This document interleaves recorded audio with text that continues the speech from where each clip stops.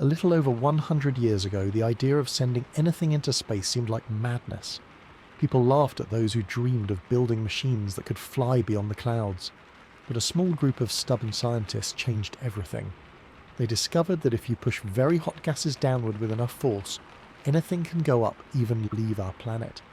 This simple discovery took humanity from Earth to the Moon in less than 70 years. And the most incredible part is that the first rockets were smaller than a car, and today some are taller than 30-story buildings. How did we go from backyard experiments to giant machines that cross the solar system? Get ready to fall asleep while listening to this video and discover this amazing story. Subscribe to the channel, leave your like, and comment what part of the world you are watching from. Get comfortable and relax. Let's begin. Imagine trying to reach another world before you even had a working engine. Before metal was bent or fuel was mixed, the journey had to be dreamed in numbers and equations. Our story doesn't begin on a launch pad, but in the quiet studies of isolated thinkers, men who mapped the path to the stars with nothing but pencil, paper, and relentless conviction. They are the theoretical parents of astronautics, and without their blueprints, every rocket that ever flew would have lacked a soul. The most pivotal of these figures were a reclusive Russian schoolteacher and a Transylvanian German mathematician, Konstantin Tsiolkovsky and Hermann Oberth. Their lives and work, separated by geography and circumstance, converged on the same essential truth. Space travel was not a fantasy, but a mechanical engineering problem waiting to be solved. Konstantin Tsiolkovsky spent most of his life in relative obscurity, his hearing largely gone after a childhood illness, which pushed him into a world of books and solitary study. He worked as a teacher of mathematics, but his mind was perpetually fixed on the cosmos. In a small wooden house in Kaluga, far from the scientific centres of his time, he independently derived the fundamental principle of rocketry. What he realised, and what seems obvious to us now, but was revolutionary then, is that a rocket works in the vacuum of space, not in spite of the emptiness, but perfectly because of it.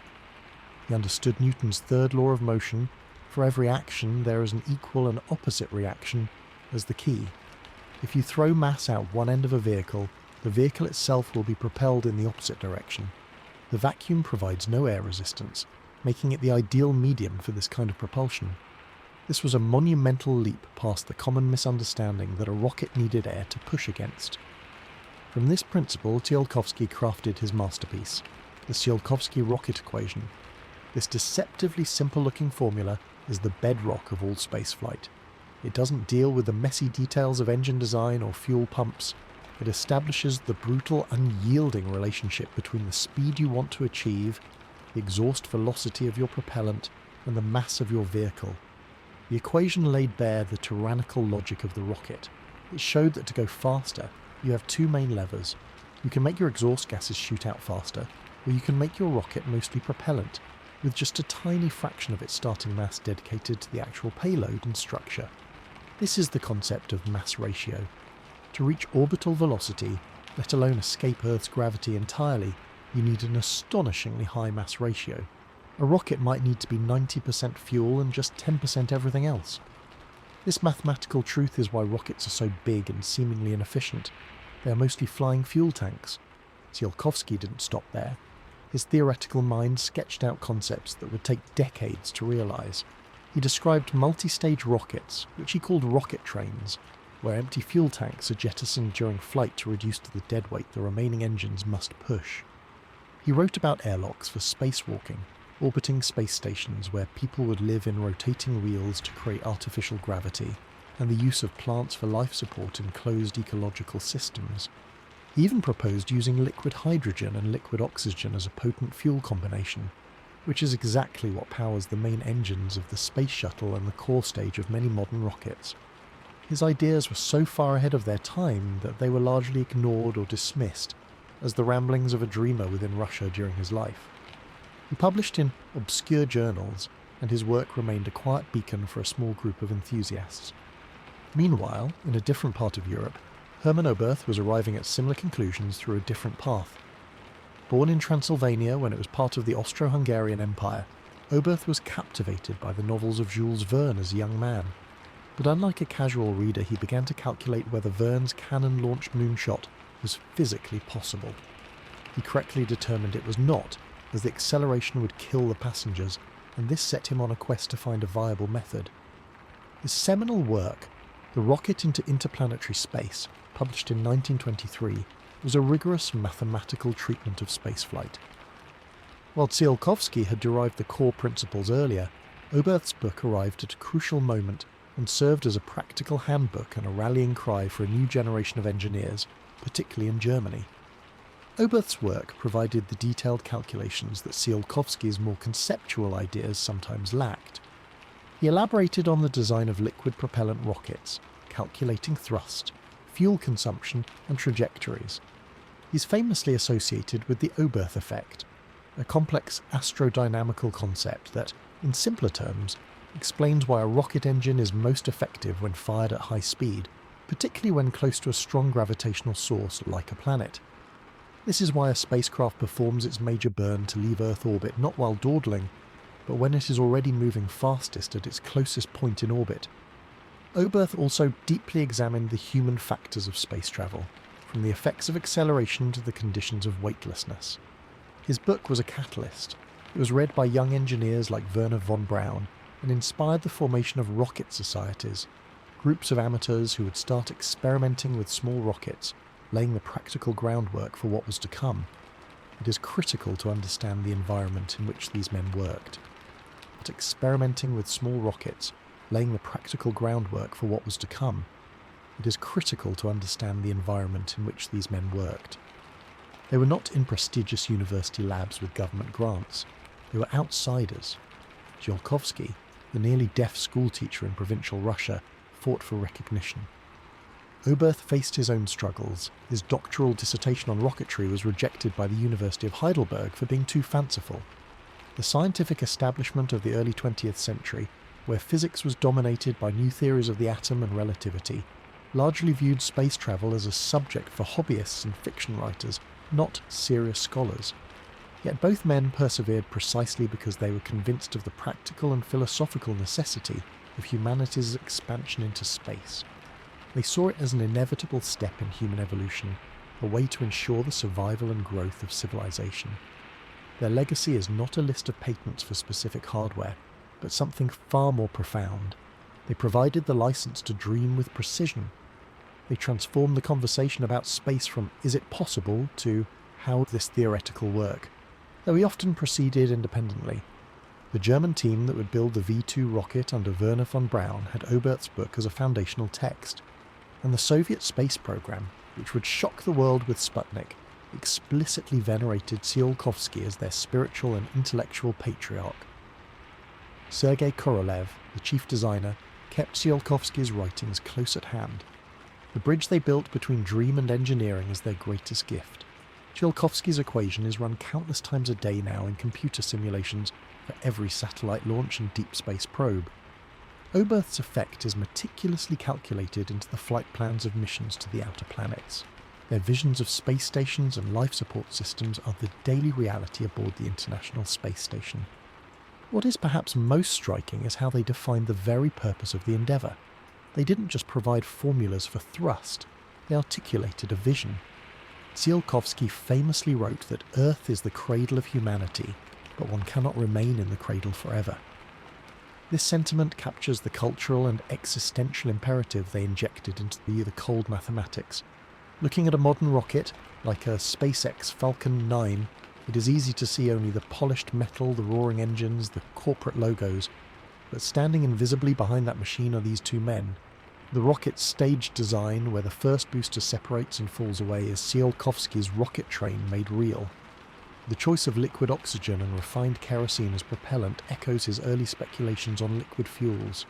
The intricate orbital mechanics that allow the rocket to deliver its payload to a precise point in space lean on Oberth's meticulous orbital calculations. Even the very ambition to make rockets reusable and affordable to open access to space is a fulfillment of their belief that this was a practical pathway for humanity, not just a tool for governments. Their story is a powerful testament to the impact of pure applied thought. They had no workshops, no test stands, no budgets. They had logic, physics, and an unwavering vision. They confronted and solved the fundamental puzzles: how to achieve enough speed, how to structure the vehicle, how to think about propulsion in a vacuum, that all subsequent engineering merely elaborated upon. In the history of technology, it is rare to have such a clear lineage from theoretical concept to world-changing reality. The next time you watch a live stream of a launch, and the commentator starts talking about Delta V or staging, remember that those terms and concepts flowed directly from the quiet, determined work of a schoolteacher in Kaluga and a mathematician inspired by a science fiction novel. They gave us the numbers, and in doing so, they gave us the stars.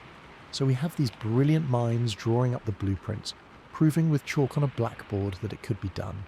But between a mathematical equation and a machine that actually flies, there is a canyon of fire, welding, and trial and error. That canyon was crossed by a solitary, meticulous, and often misunderstood man working in a field in Massachusetts. While Tsiolkovsky and Oberth were publishing theories, Robert Hutchings Goddard was getting his hands dirty, transforming abstract principle into hissing, trembling, metal and pipe reality. His story is the essential next chapter, the lonely practical leap from paper to propulsion. Goddard was, in every sense, the first person to build a modern rocket.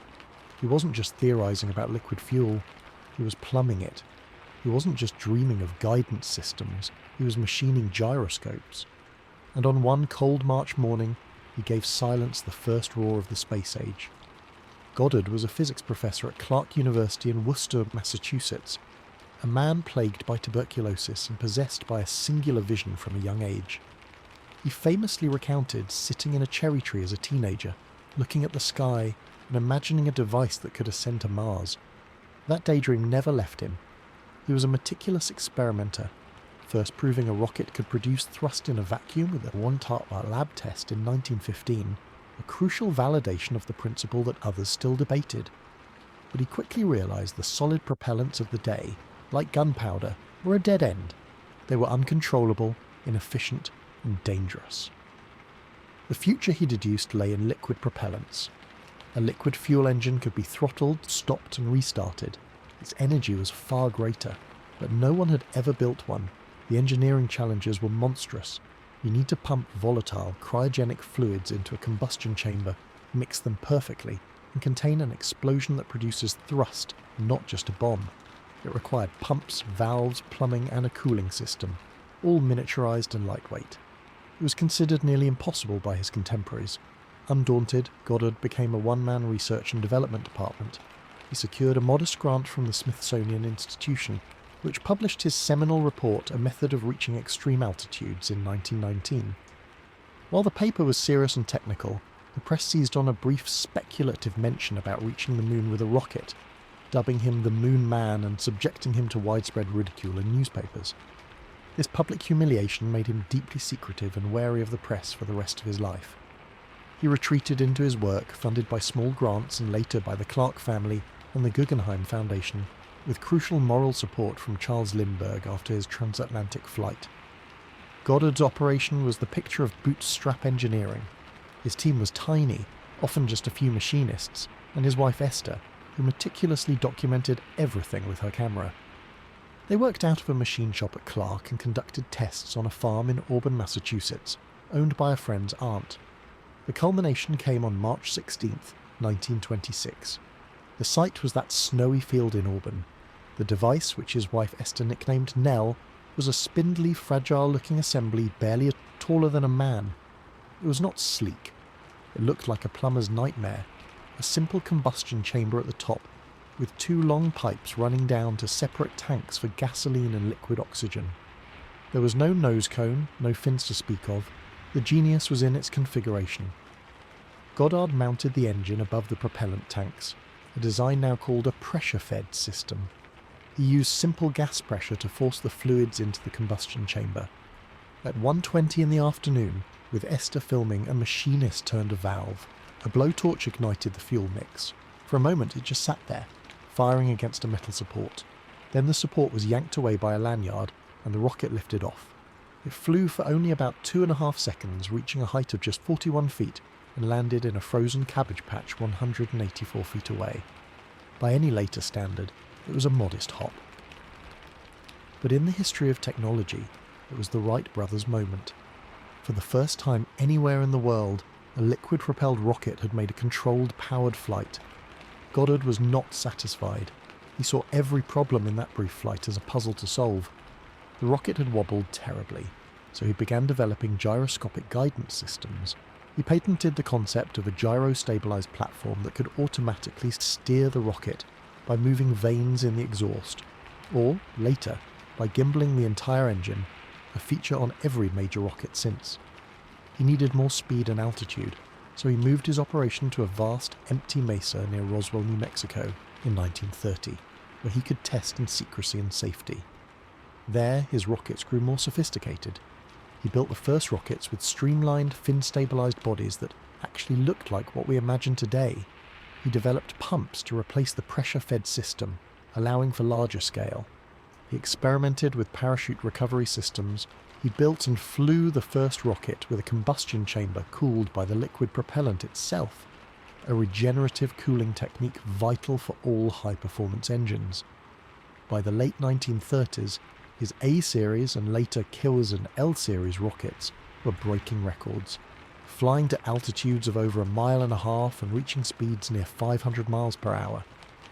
Yet, despite these staggering firsts, Goddard was largely ignored and underfunded in his own country. The US military showed fleeting interest, but ultimately saw rockets as toys compared to artillery. The press continued its Buck Rogers mockery. The scientific establishment was often dismissive. This left Goddard to work in his isolated perfectionism, patenting idea after idea, but without the resources to scale up. He was a brilliant inventor, but not a political operator or a charismatic evangelist. Meanwhile, in Germany, a young team led by Wernher von Braun, who had devoured Oberth's work, was receiving massive state funding from the German army. They were solving the same problems Goddard had already solved, and in some cases they arrived at similar solutions independently. When the German V-2 rockets began raining on London in 1944, they were a terrifying technological shock. They were monstrously larger and more powerful than anything Goddard had built, but the fundamental principles — liquid oxygen and alcohol, turbopumps, gyroscopic guidance, aerodynamic fins — were all things Goddard had pioneered and patented years earlier. The tragic irony is that Goddard spent the final years of the Second World War quietly working for the US Navy on a small-scale jet-assisted takeoff project for planes, a far cry from the ballistic missiles he had essentially invented on paper. He died of throat cancer in 1945, just as the war ended and the world was about to learn the full extent of German rocket advances. In the post-war scramble, American intelligence agents scooped up not only German engineers, but also, finally, Goddard's lifetime of patents and research. It was a belated and bitter validation. When von Braun and his team were brought to America, they were shown Goddard's patents. The story goes that von Braun remarked, "Everything we have done, Goddard did first." While not entirely technically accurate, the sentiment was true in spirit. Goddard had laid the entire US patent foundation for liquid fuel rocketry. His 214 patents read like a textbook: multi-stage designs, gyroscopic control, gimbaled thrust, turbopumps, regenerative cooling, even theoretical sketches for ion propulsion and solar sails. His legacy, therefore, is one of profound solitary achievement and equally profound national missed opportunity. He was the quintessential American tinkerer genius, working in a shed, solving problems one at a time. He proved that the theorists were right by building the hardware. He took the equation off the page and gave it a nozzle and a flame. Every rocket that has ever flown, from the smallest suborbital vehicle to the Saturn V that went to the moon, is a direct descendant of that rickety assemblage of pipes he launched in a Massachusetts cabbage patch. He demonstrated the critical methodology of iterative engineering: build, test, fail, analyze, improve. And while he never received the recognition he deserved in his lifetime, history now remembers Robert Goddard not as the Moon Man of newspaper cartoons, but as the quiet, determined professor who lit the candle that would eventually light the way to the cosmos. His work was the indispensable link, the practical demonstration that turned a compelling theory into an inescapable engineering reality. The lonely, brilliant work of Goddard had proven the concept, but it was the furnace of World War that forged the rocket into a weapon of terrifying reality. The theoretical dreams and isolated experiments were abruptly swept up by the immense resources and desperate urgency of a global conflict, leading directly to the creation of the first object to ever touch the edge of space. This is the story of the German V2, a weapon of vengeance that carried with it a dark, paradoxical legacy, the seeds of both mass destruction and interplanetary exploration. Its development and the frantic scramble to capture its brains and blueprints after the war created the technological foundation for the next 50 years of competition between superpowers. The program was centered at a remote research base called Peenemünde on the Baltic coast, led by a young, ambitious engineer named Wernher von Braun. He was a charismatic leader and a technical visionary, but one whose work was inextricably tied to the Nazi war machine. His team, which included many brilliant minds, was tasked with creating a revolutionary weapon, a long-range ballistic missile that could strike enemy cities with no warning, beyond the reach of any fighter plane or anti-aircraft gun. The result was the Vergeltungswaffe 2, or Vengeance Weapon 2. It was a technological marvel that dwarfed anything Goddard had built. Standing 46 feet tall, it was a sleek, finned projectile powered by a massive liquid fuel engine burning a mix of ethyl alcohol and liquid oxygen. This engine, producing about 66,000 pounds of thrust, was a masterpiece of forced engineering. It featured a complex turbopump system to inject propellants into the combustion chamber, which itself was cooled by circulating some of the alcohol fuel around its walls before burning it, a regenerative cooling technique. The rocket's guidance system was equally advanced for its time. It used gyroscopes to monitor its attitude in flight. If it began to roll or deviate from its programmed arc, the guidance system would send signals to servo motors.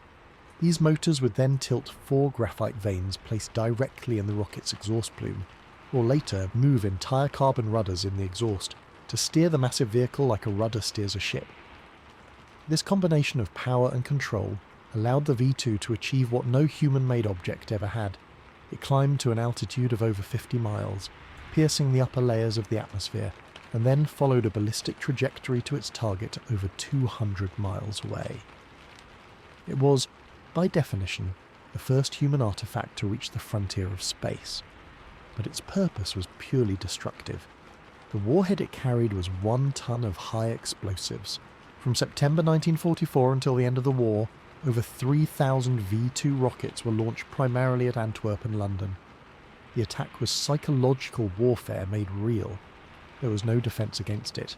You could not hear it coming until the supersonic boom of its impact as it fell from the edge of space at over 3 times the speed of sound. The damage and loss of life were horrific, with thousands of civilians killed. The rockets themselves were built at a hidden underground factory called Mittelwerk, using slave labour from the nearby Mittelbau-Dora concentration camp. Conditions were beyond inhumane.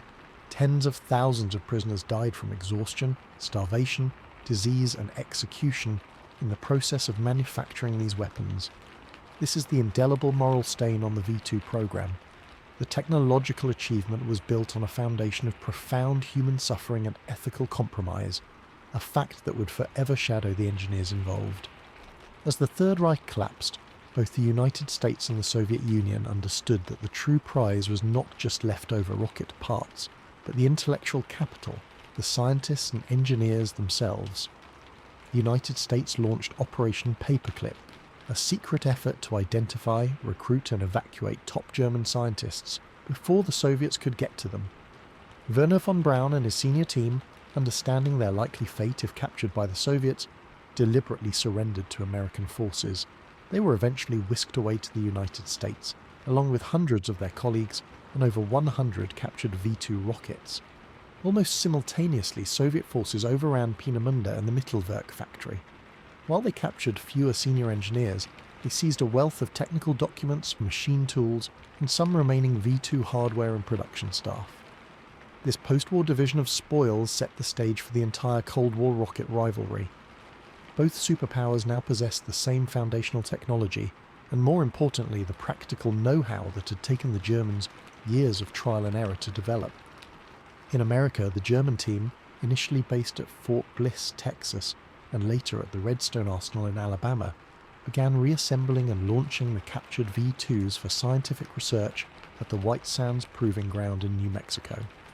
These tests provided the US military and scientific community with invaluable, hands-on experience in handling large liquid fuel rockets. Very quickly, the knowledge was applied to building new domestic designs. The first American-built derivative was the Redstone rocket, essentially a direct enlarged descendant of the V2, using the same basic alcohol and liquid oxygen fuel.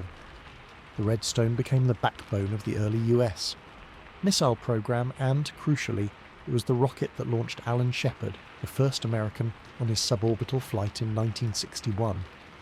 Meanwhile, the Soviet team, led by their own brilliant chief designer Sergei Korolev, performed the same process. They began with exact copies of the V2 called the R1, and then rapidly iterated and scaled up the design. Korolev's adaptations used improved materials and engineering, leading to the R5 and then the monumental R7, the world's first intercontinental ballistic missile. It was this R7, a direct, if heavily modified, lineal descendant of the German V2, that launched Sputnik and Yuri Gagarin, stunning the world. The acceleration of history here cannot be overstated.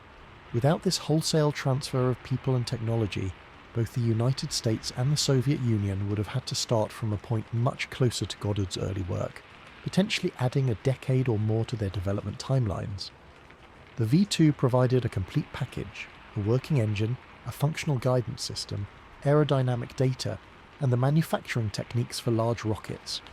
It gave both nations a massive head start in the development of ballistic missiles, which immediately became the central pillar of nuclear deterrence strategy. The arms race was, in its earliest technical phase, a race to improve upon a stolen German design. This shared origin also explains the striking similarities in early American and Soviet rocket designs. They were siblings from the same parent. The V2's legacy is therefore one of terrifying duality. It was the first vehicle to cross the Kármán line into space, a pioneering feat of engineering that made spaceflight a tangible reality. Yet, it achieved this as an instrument of terror, born from slave labour and aimed at civilian populations.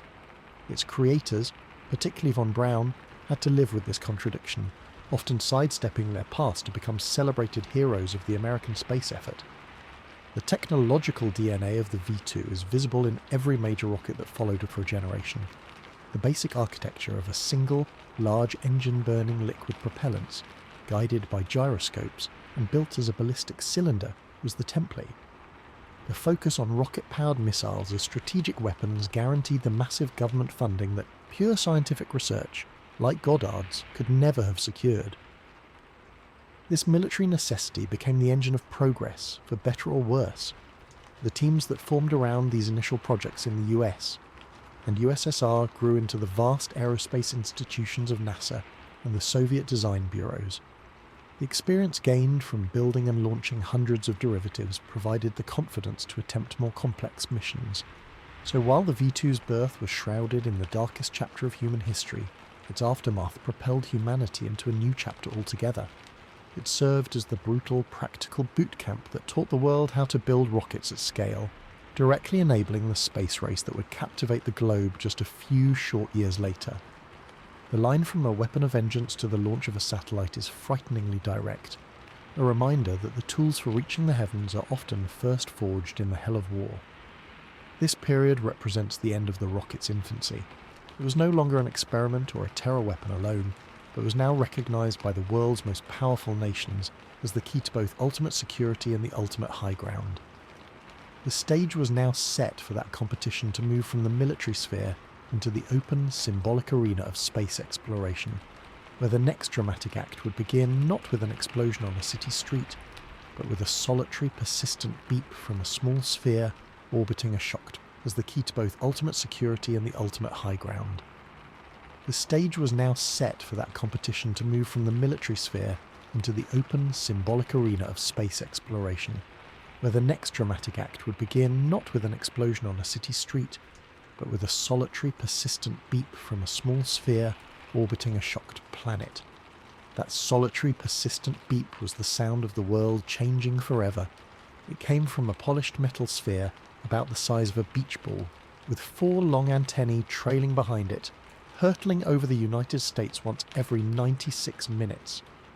On October 4th, 1957, the Soviet Union, using a modified intercontinental ballistic missile called the R-7 Semyorka, launched Sputnik 1, the world's first artificial satellite. This was not merely a scientific experiment, it was a masterstroke of geopolitical theatre.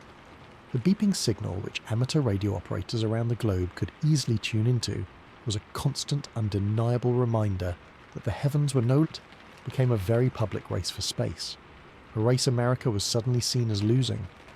The R-7 rocket that launched Sputnik was itself a message. It was the world's first true ICBM, a behemoth with a cluster of 4 strap-on boosters around a central core, a design born from the Soviet need to compensate for less precise engine technology with brute force.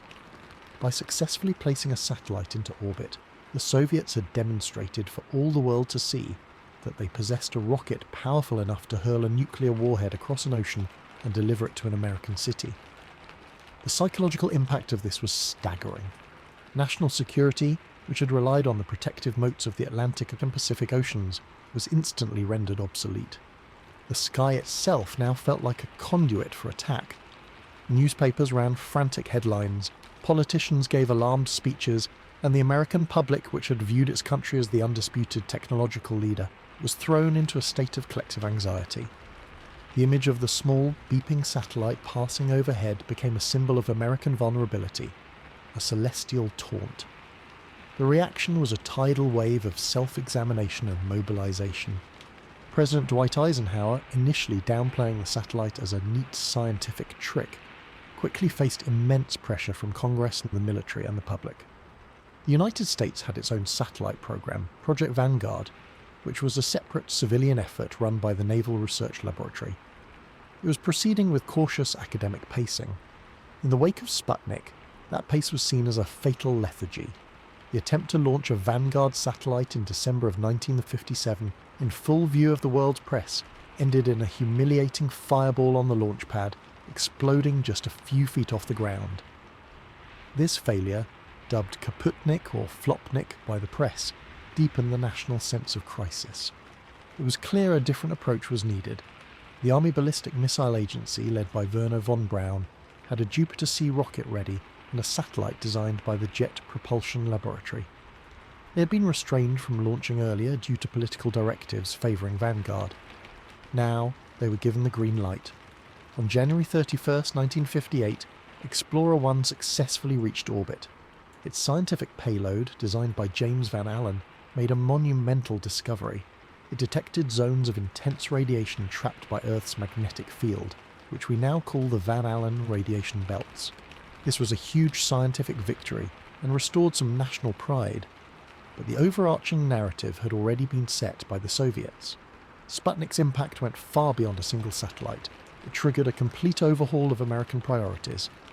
In July 1958, President Eisenhower signed the National Aeronautics and Space Act, creating the National Aeronautics and Space Administration, or NASA, a civilian agency that would absorb the existing National Advisory Committee for Aeronautics and other research centres.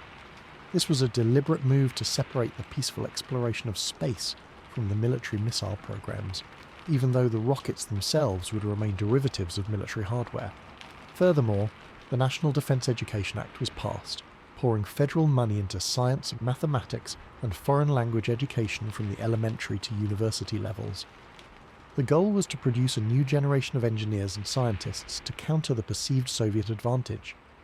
Meanwhile, the Soviet Union, under the secretive leadership of their chief designer Sergei Korolev, capitalized on their momentum.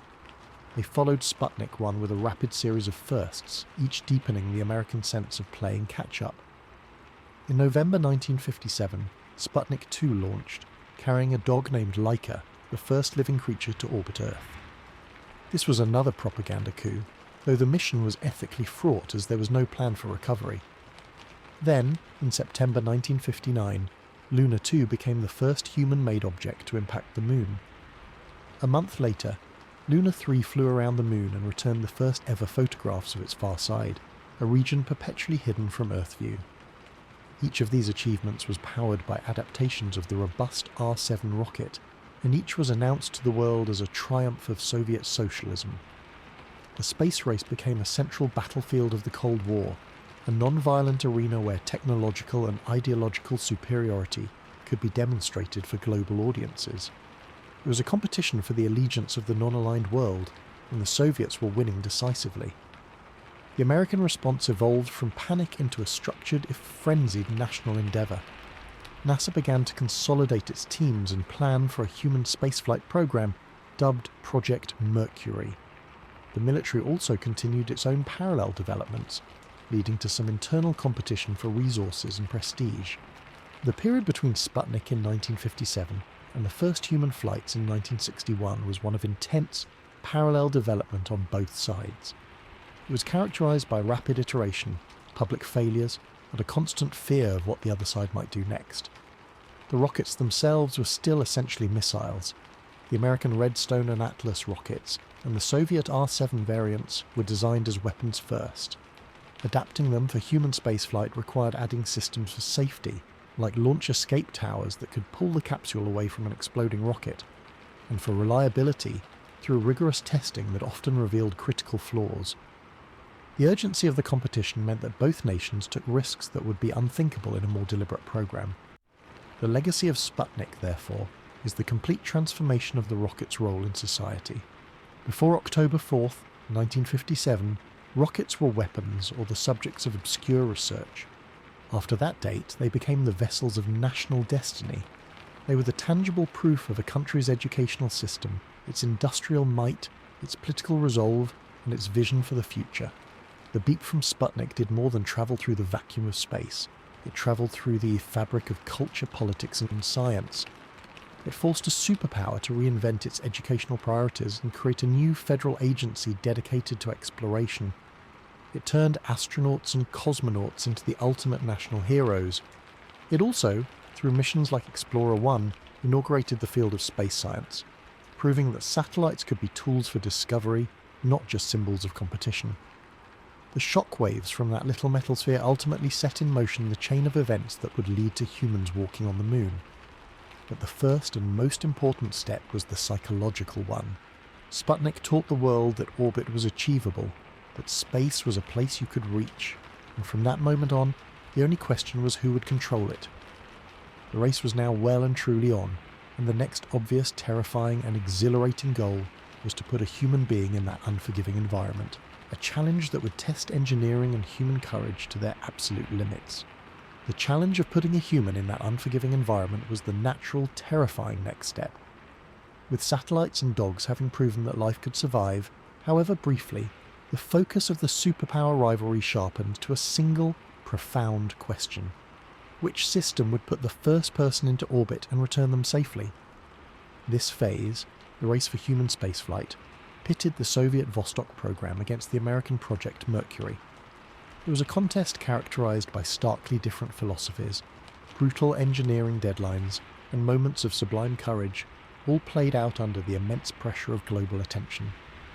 The Soviets, true to form, moved with secrecy and boldness. Their chief designer, Sergei Korolev, adapted the reliable R-7 rocket to carry a new spherical spacecraft called Vostok. The design was elegantly simple for re-entry, a ball that would naturally find a stable attitude, protected by an ablative heat shield. Inside, however, was a complex life support system and an ejection seat. Korolev and his team pushed forward with a series of test flights, some with dogs, that paved the way for a human mission. They maintained an almost complete public silence until success was assured. Then, on April 12, 1961, the world awoke to the news that a 27-year-old Soviet Air Force pilot named Yuri Gagarin had completed a single orbit of the Earth. His flight aboard Vostok 1 lasted 108 minutes, from launch to touchdown. The mission was a masterpiece of precise execution and contained immense risk. Gagarin was essentially a passenger in an automated spacecraft. Manual controls were locked out, accessible only with a code in an envelope, a safeguard against potential psychological breakdown. He experienced the crushing force of acceleration during launch, then the surreal, quiet weightlessness of orbit, peering out his window at the curvature of the Earth. The most dangerous phase was the return. The Vostok descent module was designed to separate from its service module, but a bundle of cables failed to detach immediately, causing the capsule to tumble violently for several minutes before the wires burned through. Gagarin then ejected from the capsule as planned at an altitude of about 23,000 feet, parachuting separately to the ground near the Volga River. The Soviet Union, however, initially claimed he had landed inside the capsule, fearing the Fédération Aéronautique Internationale would not recognise the flight record if the pilot did not land with his vehicle. This detail was hidden for years. Gagarin's calm demeanour and triumphant global tour made him an instant iconic hero and a potent symbol of Soviet technological prowess. The United States had, once again, been decisively beaten to a monumental milestone. The American program, Project Mercury, was a more public but also more cautious and deliberate endeavour. It had been established in 1958 with the goal of orbiting a man and returning him safely. The spacecraft was a bell-shaped, cramped capsule designed by a team led by Max Faget. Astronaut selection was rigorous, resulting in the Mercury 7 military test pilots who became national celebrities.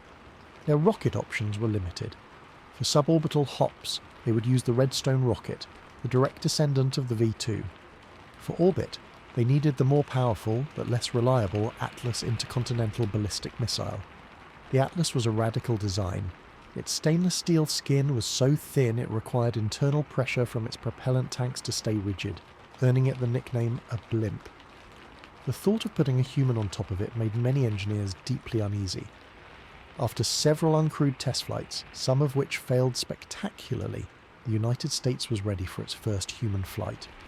On May 5th, 1961, less than a month after Gagarin's flight, Alan Shepard rode a Redstone rocket on a 15-minute suborbital trajectory.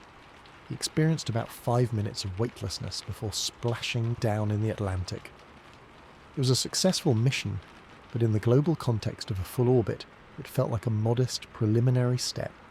The pressure intensified. President John F. Kennedy, searching for a response to Gagarin and the earlier Soviet successes, addressed Congress just 3 weeks after Shepard's flight.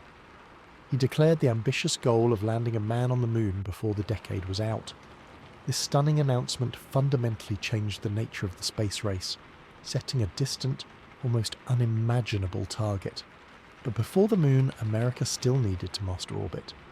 The next Mercury flight, another suborbital hop by Gus Grissom in July 1961, was successful but ended in a scare when the capsule's hatch blew prematurely after splashdown, causing it to fill with water and sink. Grissom nearly drowned. The focus then shifted to the Atlas rocket and orbital flight. After another uncrewed test, the stage was set for John Glenn. On February 20th, 1962, Glenn boarded Friendship 7 atop an Atlas rocket. The launch was successful, and he entered orbit. But during his first orbit, a signal indicated that the capsule's crucial heat shield might be loose. If true, Glenn would burn up during re-entry. After a tense consultation on the ground, Mission Control decided to keep the capsule's retro pack, a bundle of rockets used to slow the craft for re-entry, strapped in place after firing, hoping its straps would help hold the heat shield. Glenn manually piloted the capsule during parts of the flight and endured a fiery communication blackout re-entry, not knowing if the shield would hold. It did. He splashed down safely, a national hero who had finally matched the Soviet orbital feat. His flight, broadcast widely, restored American confidence.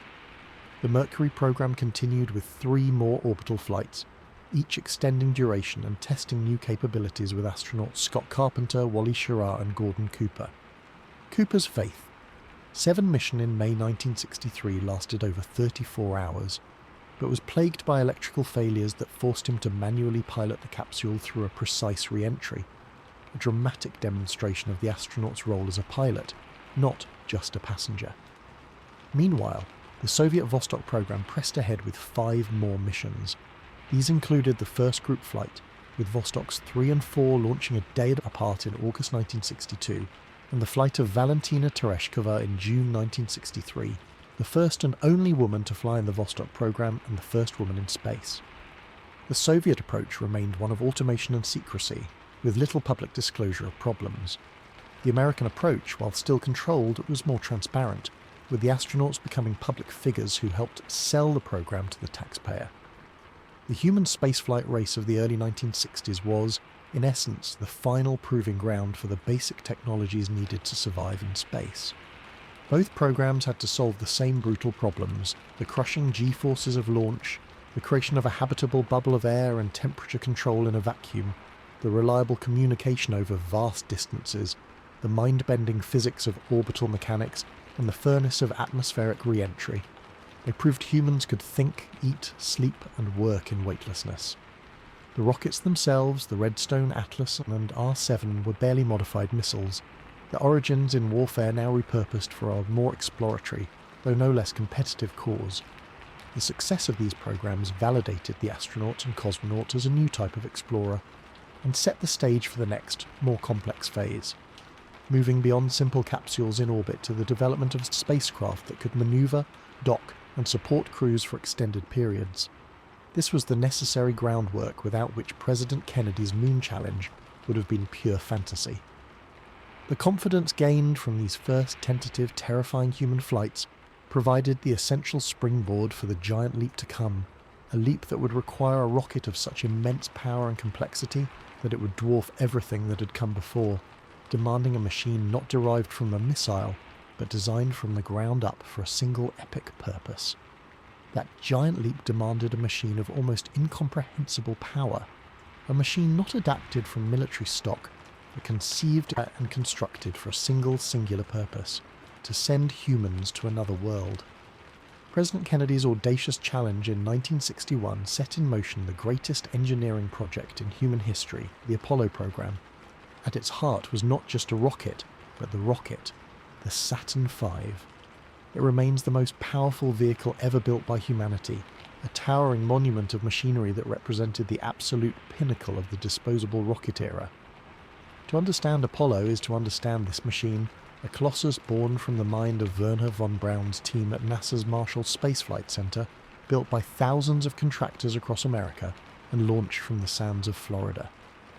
The Saturn V was not merely a launch vehicle, it was a cathedral of engineering, every bolt and wire dedicated to the physics of escape velocity and the poetry of exploration.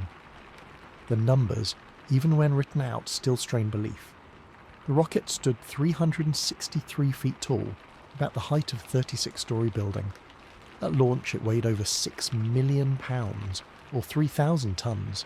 Its first stage alone held 203,000 gallons of kerosene fuel and 318,000 gallons of liquid oxygen. The 5 F1 engines in that first stage generated 7.5 million pounds of thrust, a fire so intense it vaporized the concrete of the launch pad and created its own localized weather. The sound was not just loud, it was a physical force, felt in the chests of observers miles away, described as a low, ripping roar that seemed to come from the planet itself. This was the necessary scale to accomplish the task. The rocket had to accelerate the entire stack, its own upper stages, the Apollo Command and Service Module and the Lunar Module, to a speed of about 25,000 miles per hour, fast enough to break free of Earth's gravity and coast 250,000 miles to the Moon. Nothing like it had ever been attempted. The design was a logical yet breathtakingly complex progression of 3 distinct stages. The first stage, known as the SIC, built by Boeing, was all about brute force. Its 5 massive F1 engines, each with a combustion chamber big enough for a person to stand in, would burn for just 2.5 minutes, consuming those colossal amounts of kerosene and liquid oxygen to lift the rocket to an altitude of about 38 miles and at a speed of 5,000 miles per hour. Then, the empty first stage would be jettisoned to fall into the Atlantic Ocean. The second stage, the S2, built by North American Aviation, was a marvel of lightweight construction. It used 5 smaller J2 engines burning a much more efficient, but harder to handle, combination: liquid hydrogen and liquid oxygen. The tanks for these cryogenic fuels were engineering masterpieces, using common bulkheads to save weight and insulated to keep the hydrogen, which boils at minus 423 degrees Fahrenheit, from evaporating. This stage would fire for about 6 minutes, pushing the spacecraft higher and faster, nearly to orbital velocity. Finally, the third stage, the S4B, built by Douglas Aircraft, with a single J2 engine, would finish the job of placing the Apollo spacecraft into a parking orbit around Earth. After the crew checked all systems, that same J2 engine would reignite, a crucial capability for the translunar injection burn, a 5-minute blast that pushed the spacecraft out of Earth's grasp and onto its path to the moon.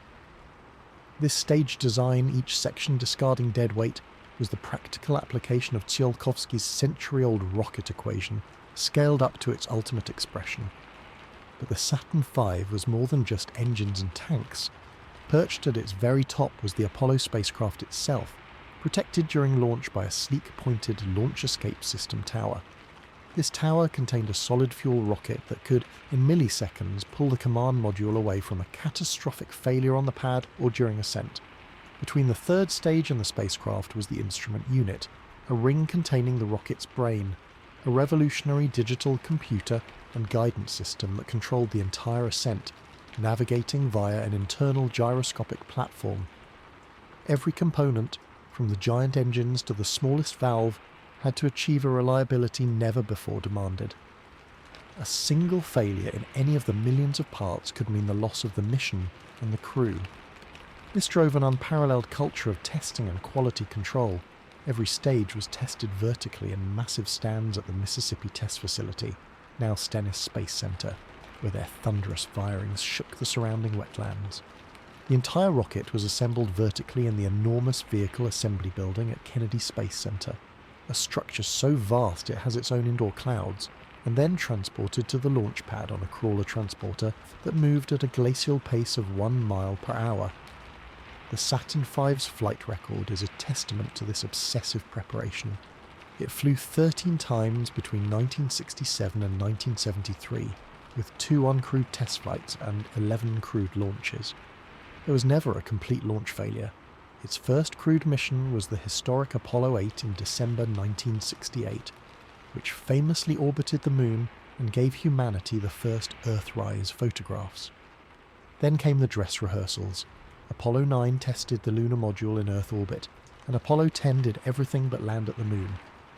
Finally, on July 16, 1969, Saturn V vehicle number 506 launched the Apollo 11 crew toward immortality.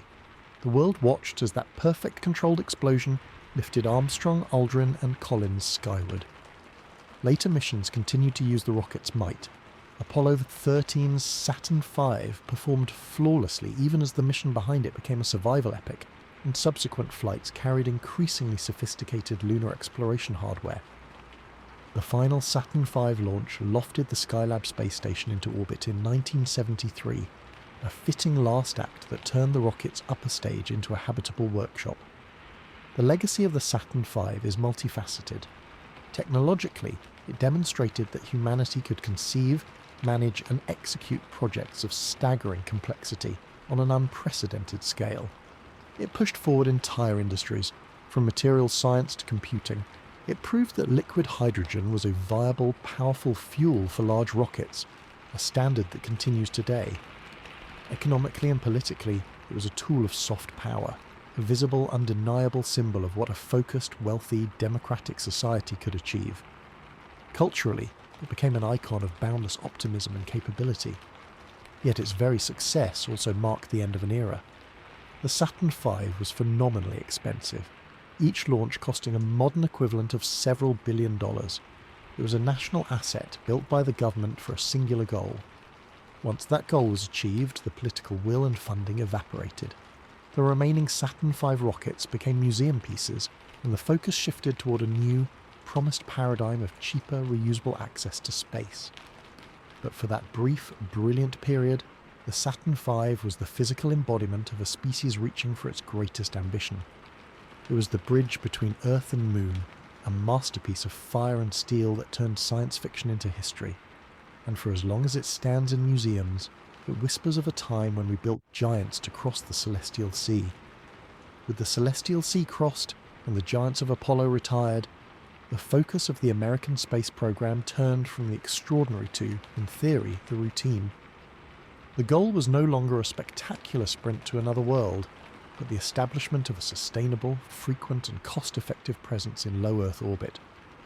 The vehicle chosen for this new era was unlike any that had come before. A spacecraft with wings, a reusable spaceplane that would take off like a rocket and land like a glider. This was the Space Shuttle, officially the Space Transportation System.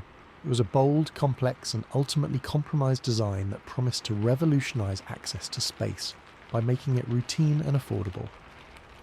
For 3 decades, it was the visible workhorse of NASA, a symbol of American ingenuity that also revealed the inherent dangers and economic realities of spaceflight. Its story is one of unparalleled versatility, tragic loss, and a lesson in the gap between engineering ambition and operational practicality. The shuttle's design was a radical departure from the vertical, expendable cylinders of the past. The system consisted of 3 main elements. First, the orbiter itself, which looked like a stubby airplane and housed the crew and payload in its cargo bay. Second, 2 massive solid rocket boosters, or SRBs, attached to the sides of the huge external tank. These SRBs were reusable steel casings filled with a rubbery solid propellant that provided 83% of the thrust at liftoff. After burning out about 2 minutes into flight, they would parachute into the ocean, be recovered by ships, refurbished, and refilled for another flight. Third, the giant rust-coloured external tank, which held the liquid hydrogen and liquid oxygen for the orbiter's 3 main engines. This tank was the only major part not reused. It was jettisoned just before orbit and burned up in the atmosphere. The orbiter's own 3 space shuttle main engines, or SSMEs, were marvels of precision engineering, burning the cryogenic fuels from the external tank with incredible efficiency and designed to be reused for multiple missions. The entire vehicle would launch vertically, and after completing its mission in orbit, the orbiter would re-enter the atmosphere, using its heat-resistant silica tiles to withstand the inferno, and then glide unpowered to a runway landing. The promise was seductive. By reusing the most expensive parts, the orbiter airframe and the engines, the cost per launch was projected to drop dramatically. The shuttle was sold to Congress as a system that could fly as often as once every 2 weeks, carrying commercial satellites, scientific laboratories, and military payloads with airline-like regularity. Its large cargo bay, about the size of a school bus, and its robotic arm allowed it to deploy and retrieve satellites, conduct scientific research in a pressurized laboratory module called Spacelab, and eventually construct the International Space Station. It was envisioned as a versatile space truck, capable of servicing and repairing satellites in orbit, a capability brilliantly demonstrated by the missions to repair the Hubble Space Telescope. For a time, it seemed to work. The first orbiter, Columbia, launched on April 12, 1981, exactly 20 years after Gagarin's flight, on a 2-day test mission commanded by John Young and piloted by Robert Crippen. It was a triumphant return to American human spaceflight after the 6-year gap following the Apollo-Soyuz test project. Over the next several years, the fleet of orbiters, Challenger, Discovery, Atlantis, and later Endeavour grew, and launches became more frequent.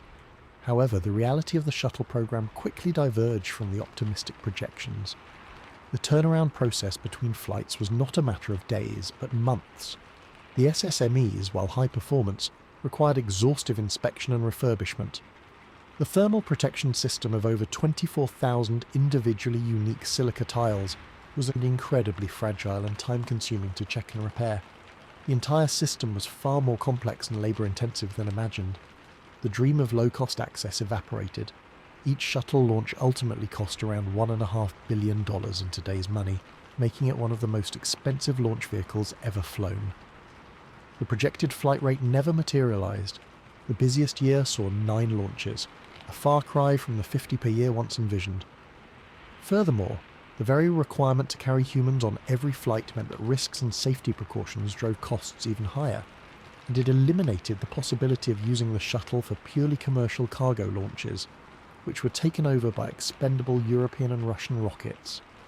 The fragility of the system was catastrophically revealed on 2 occasions. On January 28, 1986, the orbiter Challenger broke apart 73 seconds after launch. The cause was the failure of a rubber O-ring seal in one of the solid rocket boosters, a component that had become brittle in the unusually cold Florida weather that morning. The failure allowed hot gas to escape, leading to the structural failure of the external tank and the vehicle's destruction. The tragedy, which killed all 7 crew members, including the first teacher in space, Christa McAuliffe, was a profound shock. It grounded the shuttle fleet for almost 3 years and led to a major redesign of the SRB joints and a complete overhaul of NASA's safety culture. Yet the fundamental design compromises remained. Then, on February 1st, 2003, during re-entry, the orbiter Columbia disintegrated over Texas.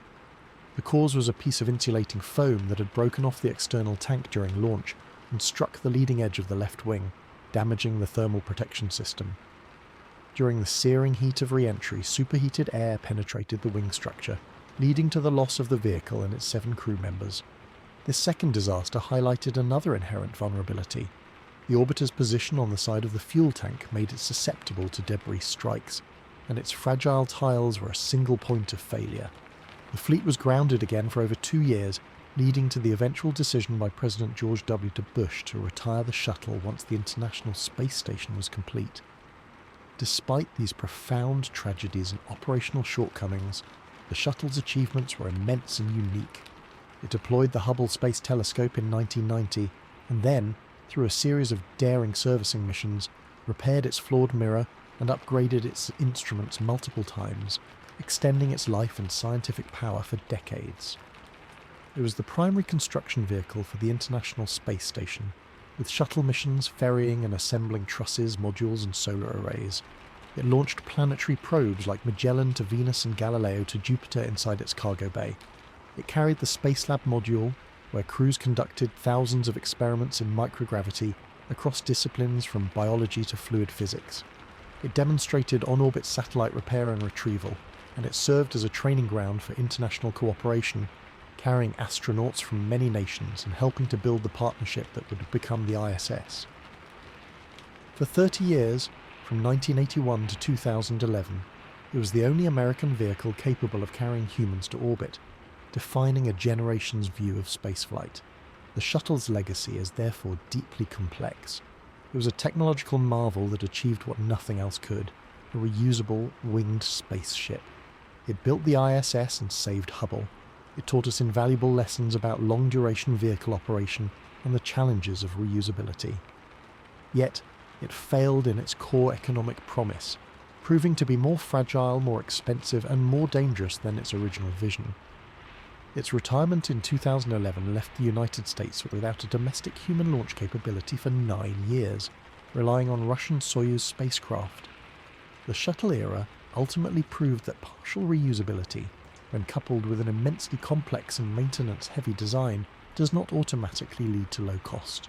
It set the stage for the next revolution by highlighting exactly what was needed: a simpler, more robust, and truly cost-effective approach. The lessons learned from the shuttle's operational life, both its triumphs and its heartbreaking failures, directly informed the design philosophy of a new generation of private spacecraft, which sought to achieve reusability not through the complexity of a space plane, but through the elegant, vertical return of traditional rocket stages. The baton was passed from a government-run experimental space truck to commercial entities who saw a different path to the same goal, marking the end of one philosophy of space access and the tentative beginning of another.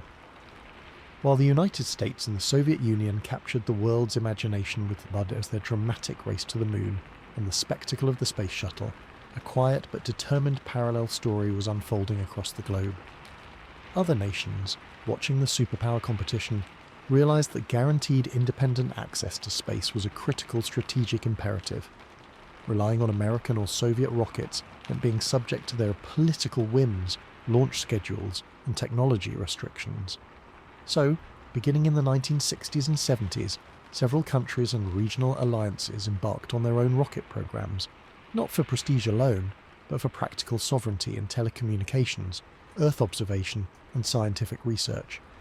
This diversification of launch capability created a multipolar space landscape and laid the groundwork for today's intensely competitive global commercial market. The most significant players to emerge were Europe, through a cooperative agency, China, through a determined national program, and later Japan and India, each with unique engineering philosophies. See, Europe's journey is a story of collaboration triumphing over national interests. After early attempts by individual countries like Britain and France, it became clear that pooling resources was the only way to compete. In 1973, the European Space Agency, or ESA, was formed. Its first major rocket family was Ariane, developed primarily by France's space agency CNES. The goal was explicit: to provide Europe with independent, reliable access to geostationary orbit, the prized parking spot for communication satellites. The first Ariane 1 launched successfully in 1979 from the jungle spaceport in Kourou, French Guiana, a location near the equator that gives rockets an extra rotational boost from Earth.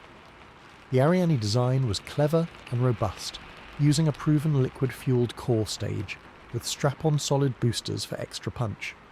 The real success story, however, was the Ariane 4. Introduced in 1988, it wasn't the most powerful rocket in the world, but it became the workhorse of the commercial launch industry. Its genius was modularity. It could fly in 6 different configurations, with anywhere from 0 to 4 liquid or solid strap-on boosters, allowing it to tailor its lift capacity to a wide range of satellite weights. This flexibility, combined with a reputation for outstanding reliability and precise orbital insertion, made Ariane 4 the dominant player in the commercial market through the 1990s, at one point capturing over 50% of the world's commercial satellite launches. China's path was one of determined self-reliance, born from isolation and a deep desire for strategic autonomy. Starting in the 1950s with technology transferred from the Soviet Union, China began developing its own family of rockets named Long March. The early models were derivatives of Soviet designs, but Chinese engineers rapidly improved and indigenized them. The program was shrouded in secrecy and faced tremendous challenges, including launch failures and the turmoil of the Cultural Revolution. However, the political will never wavered. A major milestone came in 1970, when a Long March 1 rocket launched China's first satellite, Dongfang Hong 1, making China the 5th nation to achieve independent orbital launch. The Long March family expanded into a diverse portfolio, with different variants for different missions.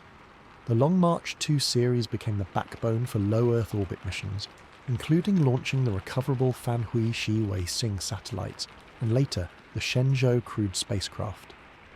The Long March 3 series, with a high-energy third stage using liquid hydrogen, was developed specifically to reach geostationary orbit, critical for China's communication and broadcast satellites.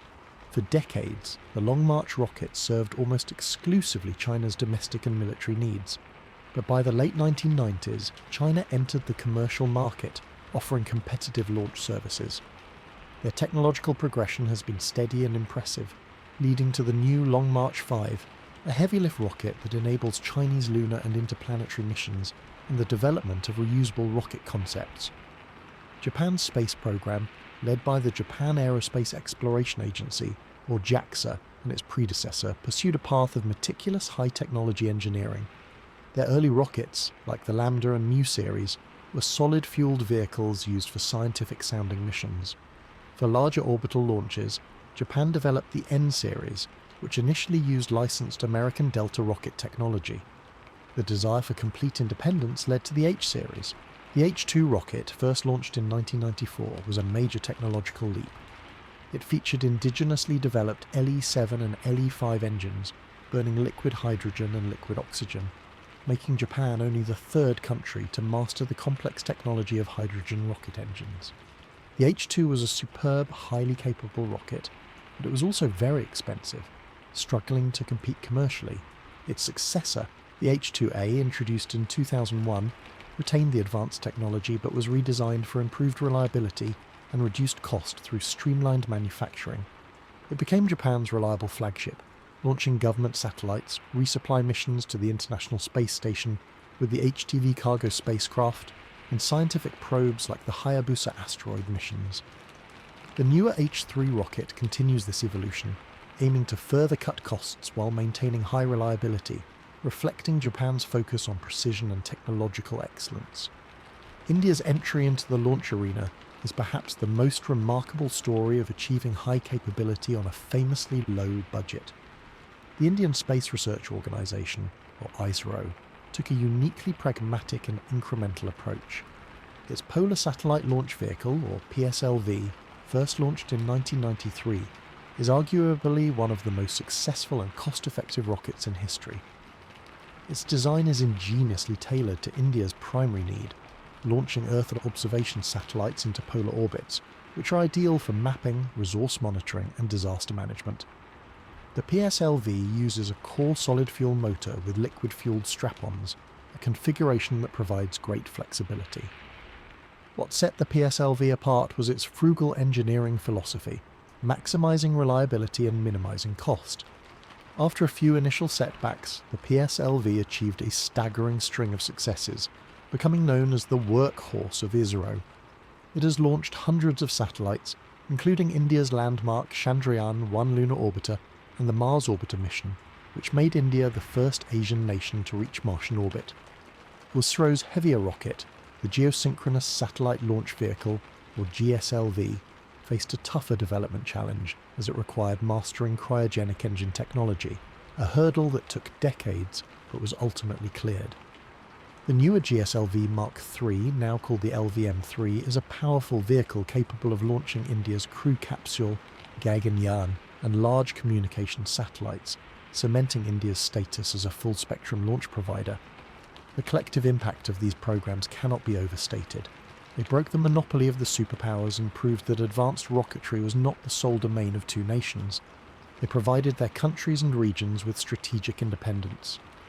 A nation with its own rocket never has to beg for a launch slot or fear an embargo. They also fueled economic development. Reliable, affordable launch services, pioneered by Ariane and later joined by others, created the global commercial satellite industry, enabling worldwide television broadcasts, global positioning systems, and modern telecommunications. Furthermore, they contributed massively to science. Japan's H-2A launched groundbreaking astronomy missions. Europe's Ariane 5 lofted the Herschel and Planck space observatories.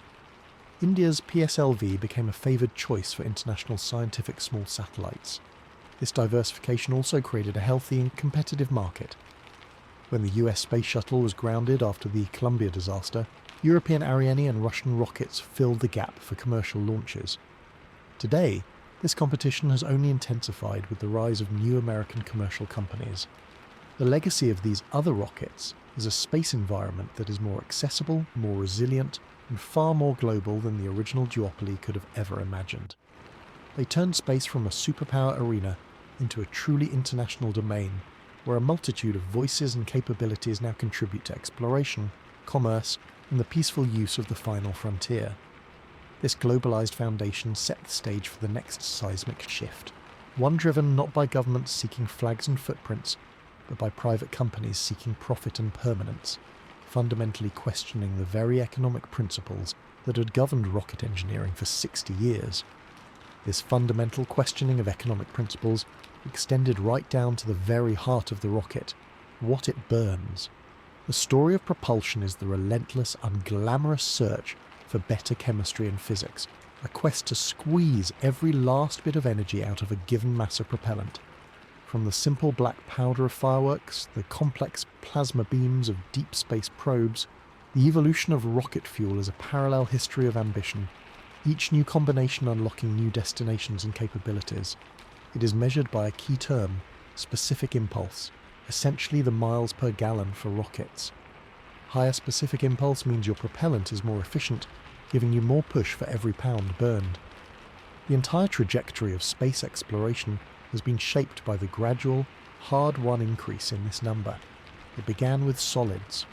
The earliest rockets from ancient China to the battlefield missiles of the 19th century used various forms of gunpowder, a solid propellant.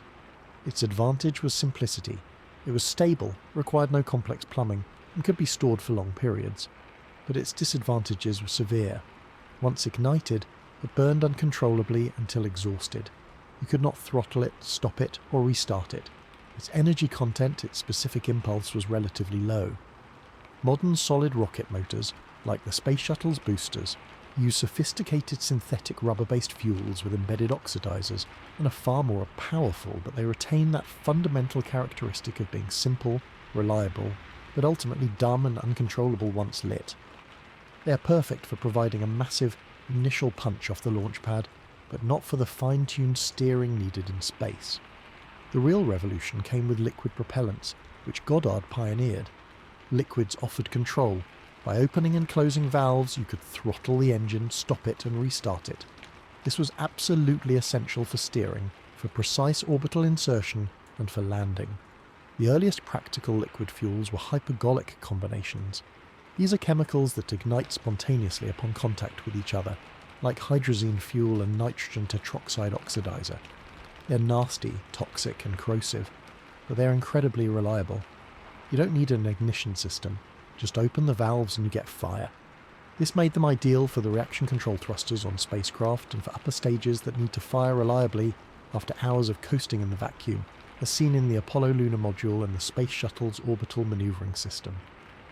For the massive first stages of rockets needing raw power, engineers turned to more energetic combinations. The most common became refined kerosene, called RP-1, burned with liquid oxygen. This combination, used in the Saturn V's first stage, the Soviet Soyuz and many other rockets, offers a good balance of high energy density, relative simplicity and manageable handling. Kerosene is stable at room temperature, and while liquid oxygen is cryogenically cold, it is not overly complex to manage. It provides a great thrust-to-weight ratio, perfect for fighting gravity right off the pad. However, its specific impulse is not the highest. For maximum efficiency, the crown jewel of chemical propulsion is liquid hydrogen burned with liquid oxygen. Hydrogen, the lightest element, yields an exceptionally high specific impulse. This is why the upper stages of the Saturn V, the Space Shuttle's main engines, and the core stage of the Space Launcher system all use it. It provides the biggest push for the least mass of fuel, which is crucial for sending heavy payloads on high-energy trajectories to the Moon or beyond. But it comes with enormous engineering headaches. Liquid hydrogen must be stored at -423 degrees Fahrenheit, just a few degrees above absolute zero. It is incredibly prone to boiling off and leaking, as its molecules are so small they can seep through seemingly solid seals. It also has very low density, meaning you need enormous, bulky tanks to hold it. It is the fuel of choice when performance is the only thing that matters, but it is never the easy choice. The next frontier in chemical propulsion aims for a middle ground that also enables future sustainability: methane. Methane, the primary component of natural gas, offers a specific impulse better than kerosene, though not as high as hydrogen. Its key advantages are operational. It burns cleaner than kerosene, causing less sooty residue that can complicate engine reuse. It is easier to store than hydrogen, with a higher density and less extreme boiling point. Most intriguingly, it can potentially be produced on Mars from the local atmosphere and water ice, a concept known as in situ resource utilization. This makes methane the propellant of choice for rockets designed with Mars colonization in mind, most notably SpaceX's Starship and Blue Origin's New Glenn. It represents a shift in thinking from pure performance for a single mission to a holistic view of a sustainable transportation system across multiple worlds. But chemical propulsion, even with methane or hydrogen, has a fundamental limit dictated by the energy stored in molecular bonds. To travel truly vast distances across the solar system efficiently, you need a different paradigm. This is where electric propulsion comes in. Instead of a violent chemical explosion, these systems use electrical power, often from solar panels, to accelerate propellant particles to tremendously high speeds. Ion thrusters, for example, use electricity to ionize a noble gas like xenon, then use electric fields to shoot those ions out the back at speeds up to 10 times faster than the exhaust from the best chemical rockets. This results in a specific impulse that is vastly higher. The trade-off is that the thrust is incredibly gentle, often equivalent to the pressure of a single sheet of paper resting on your hand. You cannot use it to lift off from Earth, but in the frictionless vacuum of space, where patience is a virtue, this tiny thrust applied continuously for months or years can accelerate a spacecraft to tremendous speeds while using a fraction of the propellant mass. NASA's Dawn mission used ion thrusters to orbit both Vesta and Ceres in the asteroid belt, a feat impossible with chemical engines alone. More advanced concepts like Hall effect thrusters are now routinely used to keep communication satellites in their proper orbital slots for years. Looking even further ahead, the dream propulsion systems are those that could enable fast travel throughout the solar system.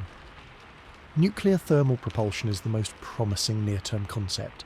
It uses a compact nuclear reactor to heat a propellant, like liquid hydrogen, to extreme temperatures, then expels it through a nozzle. This provides a specific impulse about twice that of the best chemical rockets. potentially cutting travel time to Mars by half. The technology was ground tested in the 1960s and 70s and is now under serious research again for future crewed missions. Beyond that lie more speculative ideas, fusion rockets, which would harness the energy of atomic fusion, or even light sails, which use the gentle but continuous pressure of sunlight, or powerful Earth-based lasers for propulsion, requiring no onboard propellant at all. The propulsion story is thus one of choosing the right tool for the job. The brute force, fiery thunder of solid and kerosene rockets to escape Earth's gravity well, the clean, efficient punch of hydrogen for sending heavy payloads on their way, the hypergolic reliability for precise orbital maneuvers, the patient, steady push of ion drives for decade-long deep space journeys, and the hopeful promise of methane and nuclear systems for building an interplanetary highway. Each leap in propellant technology has been a direct enabler of new missions, turning what was once impossible into merely difficult. The silent, glowing stream of an ion thruster is as much a descendant of Goddard's first fiery test as the roaring Saturn V, each representing a different answer to the same eternal question: how do we push ourselves just a little farther, a little faster, with what we have to burn? This relentless engineering pursuit of more than any other single factor defines the practical boundaries of our reach into the cosmos, and it continues to be the field where the next breakthrough can suddenly shrink the solar system. The idea that a breakthrough in propulsion could shrink the solar system is profound, but for decades a more mundane barrier stood in the way: the sheer, staggering cost of throwing away a multi-million-dollar machine after just one use. The entire economics of spaceflight since the V2 had been built on this principle of expendability. You built a magnificent precision-engineered rocket, fired it once, and let its pieces tumble into the ocean or burn up in the atmosphere. It was like building a brand new airliner for every single flight across the Atlantic, and then discarding it after landing. This was the accepted, unchangeable reality for over 60 years, a reality that kept access to space prohibitively expensive and limited to only the wealthiest governments and corporations. Then, a company founded by an entrepreneur from South Africa decided this was not just inefficient, but absurd. SpaceX, led by Elon Musk, set out with a seemingly simple goal: make rockets reusable, and in doing so, reduce the cost of reaching orbit by an order of magnitude. The vehicle for this revolution was the Falcon 9, and its party trick was something straight out of science fiction. The first stage would launch, separate, turn around, fly back through the atmosphere, and land itself vertically, ready to be refueled and flown again. The concept of reusability was not new. The space shuttle was partially reusable, but its complexity turned it into a high-maintenance hangar queen that saved little money. What SpaceX proposed was different, almost brutally simple in concept. Take the most expensive part of a traditional rocket, the first stage with its cluster of engines, and instead of letting it crash into the sea, bring it back to a soft-powered landing. The technical challenges, however, were monstrous. To land a rocket vertically is an extreme ballet of physics. The stage, after separating at an altitude of around 50 miles and a speed of several thousand miles per hour, is essentially a giant empty aluminum can falling back to Earth. It must reorient itself, using cold gas thrusters to flip around so its engines face the directions of travel. Then it must re-enter the atmosphere, surviving the intense heat and aerodynamic forces without a dedicated heat shield, using only its engine bay and a lightweight grid fin system for steering. As it approaches the landing site, it must reignite some of its engines, a maneuver called a supersonic retropropulsion, to slow its descent from a screaming fall to a controlled hover. The final phase is a precise, slow vertical descent onto a target that is either a landing pad on solid ground, or, even more incredibly, a small robotic drone ship bobbing in the middle of the ocean. The journey from concept to routine operation was a very public, often explosive learning process. SpaceX began with a small experimental vehicle called the Grasshopper to test low-altitude hops.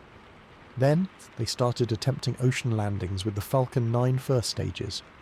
The early attempts ended in dramatic failures, rockets tipping over, exploding on impact, or missing the drone ship entirely. Each failure, however, was a data point. The engineers refined the software, tweaked the engine ignition sequences, and improved the navigation. The key enabling technology was the Merlin engine, designed in-house to be robust, relatively simple, and critically restartable multiple times in flight. Another was the development of ultra-precise GPS guidance and a flight computer capable of making thousands of adjustments per second to keep the toppling rocket stable. The first successful landing on solid ground came in December 2015, a moment that felt like a historical pivot. The first successful drone ship landing followed a few months later. What was once a crazy dream rapidly became routine. The sight of twin booster landings after a Falcon Heavy launch became a celebrated spectacle, but the real magic was in the mundane repetition of Falcon 9 landings, flight after flight. The economic impact of this cannot be overstated. Before reuse, the cost of a new Falcon 9 launch was around $62 million. While already undercutting the market, the true savings came from flying a pre-flown booster.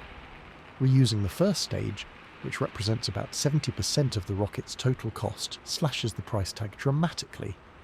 SpaceX offers flights with reused boosters for significantly less, though the exact figures are confidential. The booster itself, named B1058, became a legend, flying and landing 19 times before retirement. This practice transformed the business model. Instead of a production line focused on building new rockets from scratch, the focus shifted to refurbishment and rapid turnaround. The goal became treating the first stage less like a missile and more like an aircraft, with quick inspections, refueling and relaunch. This drove down costs for all customers, from NASA and the US, military to commercial satellite operators and even private astronauts, fundamentally altering the business case for building satellite constellations like Starlink. The ripple effects through the aerospace industry were seismic. For decades, major established companies, often called old space, operated on a cost-plus contracting model where building expendable rockets was the safe, profitable norm. SpaceX's success with reusability, achieved with a fraction of the workforce and a relentless focus on vertical integration and in-house manufacturing, proved that a new approach could work. It forced everyone to reconsider their own plans. Competitors like United Launch Alliance initially dismissed the concept as impractical, but have since begun developing their own partially reusable vehicle, Vulcan Centaur, with engines designed for recovery. In Europe, Ariane Group is working on the Ariane 6, but plans for a reusable successor named Themis are underway. In China, multiple private and state-backed companies are testing reusable rocket stages. The entire global industry is now chasing the standard SpaceX set, not just in technology, but in the very economics of launch. Of course, the system is not perfect. Reusability comes with trade-offs. The Falcon 9 first stage must carry reserve fuel for the return journey and landing, which reduces the payload it can lift to orbit compared to a fully expendable version. The rockets require extensive inspection and some refurbishment between flights, though the time and cost of this process continue to decrease. There is also the wear and tear on the engines and structure from multiple launches and the violent process of re-entry. But the data has proven the trade-off overwhelmingly worthwhile for the vast majority of missions to low Earth orbit. The reliability record of flight-proven boosters has turned out to be excellent, perhaps even better than new ones, as they have already survived the ultimate stress test. The psychological impact is perhaps as important as the economic one. Reusability changed the public perception of spaceflight from a rare, event-driven spectacle to something approaching operational normality. The live streams of landings, with the robotic voice calling out nominal orbit insertion and landing legs deployed, made rocket science feel accessible and iterative. It embodied a fail-fast, learn-faster Silicon Valley ethos that was foreign to the traditionally risk-averse aerospace world. This shift paved the way for the next, even more ambitious goal, full reusability. The Falcon 9 first stage is reused, but the second stage is still expendable. The dream is a vehicle where every major component flies back and is rapidly relaunched. This is the driving vision behind SpaceX's next-generation system, Starship, a fully reusable spacecraft and super heavy booster designed for Mars. The Falcon 9 proved the core concept that makes Starship imaginable. It demonstrated that vertical propulsive landing on Earth was not just possible, but could be made reliable and routine. The revolution started not with a grand government mandate, but with a simple, heretical question. Why are we throwing this away? The answer, painstakingly engineered over a decade of trial and error, has reshaped the Skyward Road, making it wider and more travelled than ever before, and setting a new benchmark that every rocket builder on the planet must now strive to meet. The new benchmark of reusability has fundamentally altered the economics of reaching Earth orbit, but the dream of sending humans back to the Moon and onward to Mars requires a different class of vehicle altogether. We are now witnessing the renaissance of the Super Heavy lift rocket, machines of colossal power designed not just for orbit, but for deep space. This new generation of launch vehicles represents two distinct philosophies. One, a government-led traditional approach leveraging legacy technology for a specific national goal. The other, a private, risk-tolerant endeavour aiming to build a fully reusable interplanetary transportation system. The players are the Space Launch System from NASA, the Starship from SpaceX, and a handful of other ambitious designs from around the world. These are the modern giants, and their development is shaping what the next several decades of human space exploration will look like. The Space Launch System, or SLS, is NASA's flagship rocket for the Artemis program, which aims to return humans to the lunar surface and establish a sustainable presence. In many ways, the SLS is a direct descendant of the Space Shuttle and the Saturn V. Its design philosophy is often described as heritage or evolutionary, meaning it uses proven technology to reduce development risk. The rocket's core stage is essentially a stretched version of the Space Shuttle's external tank, powered by 4 RS-25 engines. These are the same main engines that powered the Space Shuttle orbiters, refurbished and upgraded for their new role. The 2 solid rocket boosters attached to the sides are also derived from the shuttle's boosters, though with 5 segments instead of 4. The upper stage for the initial Block 1 configuration is a modified Delta IV heavy upper stage. This approach allows NASA to tap into existing supply chains and a workforce familiar with the hardware. The result is a rocket of immense capability. The SLS Block 1 stands at 322 feet tall and can generate 8.8 million pounds of thrust at liftoff, making it more powerful than the Saturn V. Its primary mission is to launch the Orion crew capsule, along with any additional cargo, on a trajectory to the Moon. The first uncrewed test flight, Artemis 1, successfully launched in November 2022, sending an Orion spacecraft around the Moon and back. Future, more powerful variants like the Block 1B and Block 2 are planned to carry even heavier payloads, including modules for the Lunar Gateway Station and large landers. However, the SLS program has faced intense scrutiny for its enormous cost and slow development pace. Each launch is estimated to cost over $2 billion, and because the rocket is entirely expendable, every single component is used once and then discarded. Critics argue this is a return to the unsustainable economics of the Apollo era, a rocket to nowhere that can only fly rarely due to its price tag. Proponents counter that it was the only politically viable path to quickly get a super heavy lifter built and that its reliability and power are unmatched for the specific needs of the Artemis missions, particularly for sending Orion on its required deep space trajectory. The SLS represents a conservative, goal-oriented approach. Build the specific tool needed for a specific job, even if that tool is expensive and single-use.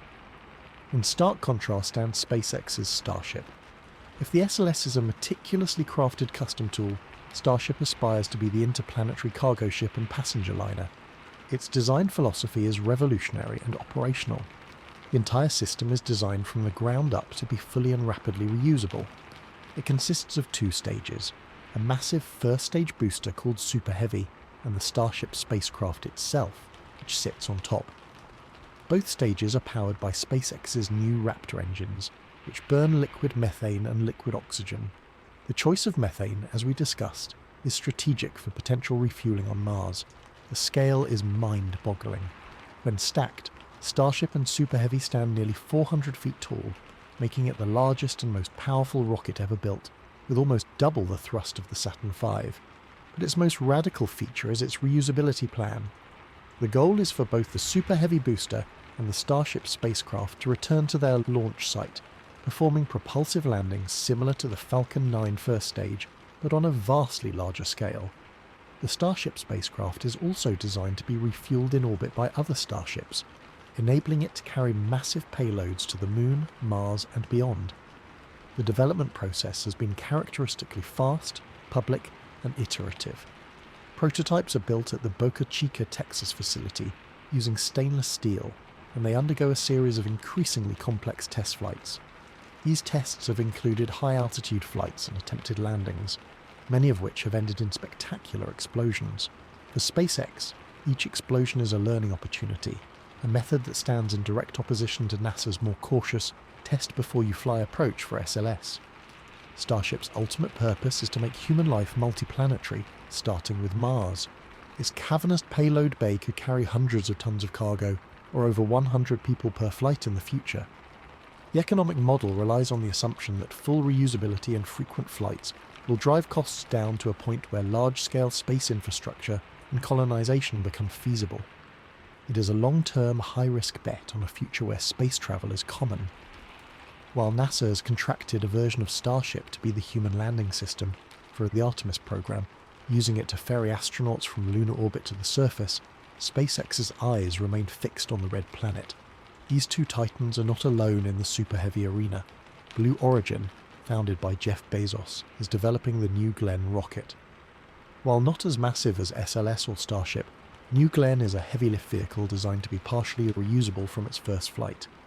Its first stage, powered by 7 B-4 methane engines, is intended to land vertically on a ship, much like the Falcon 9.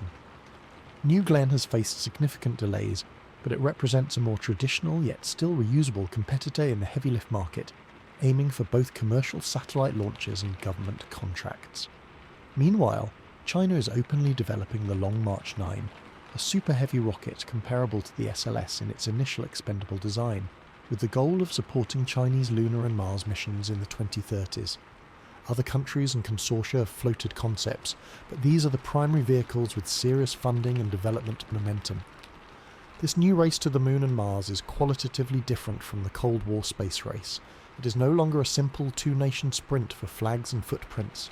The Artemis program is an international effort, with partnerships with the European Space Agency, Japan, Canada, and others contributing modules for the Gateway Station and other elements.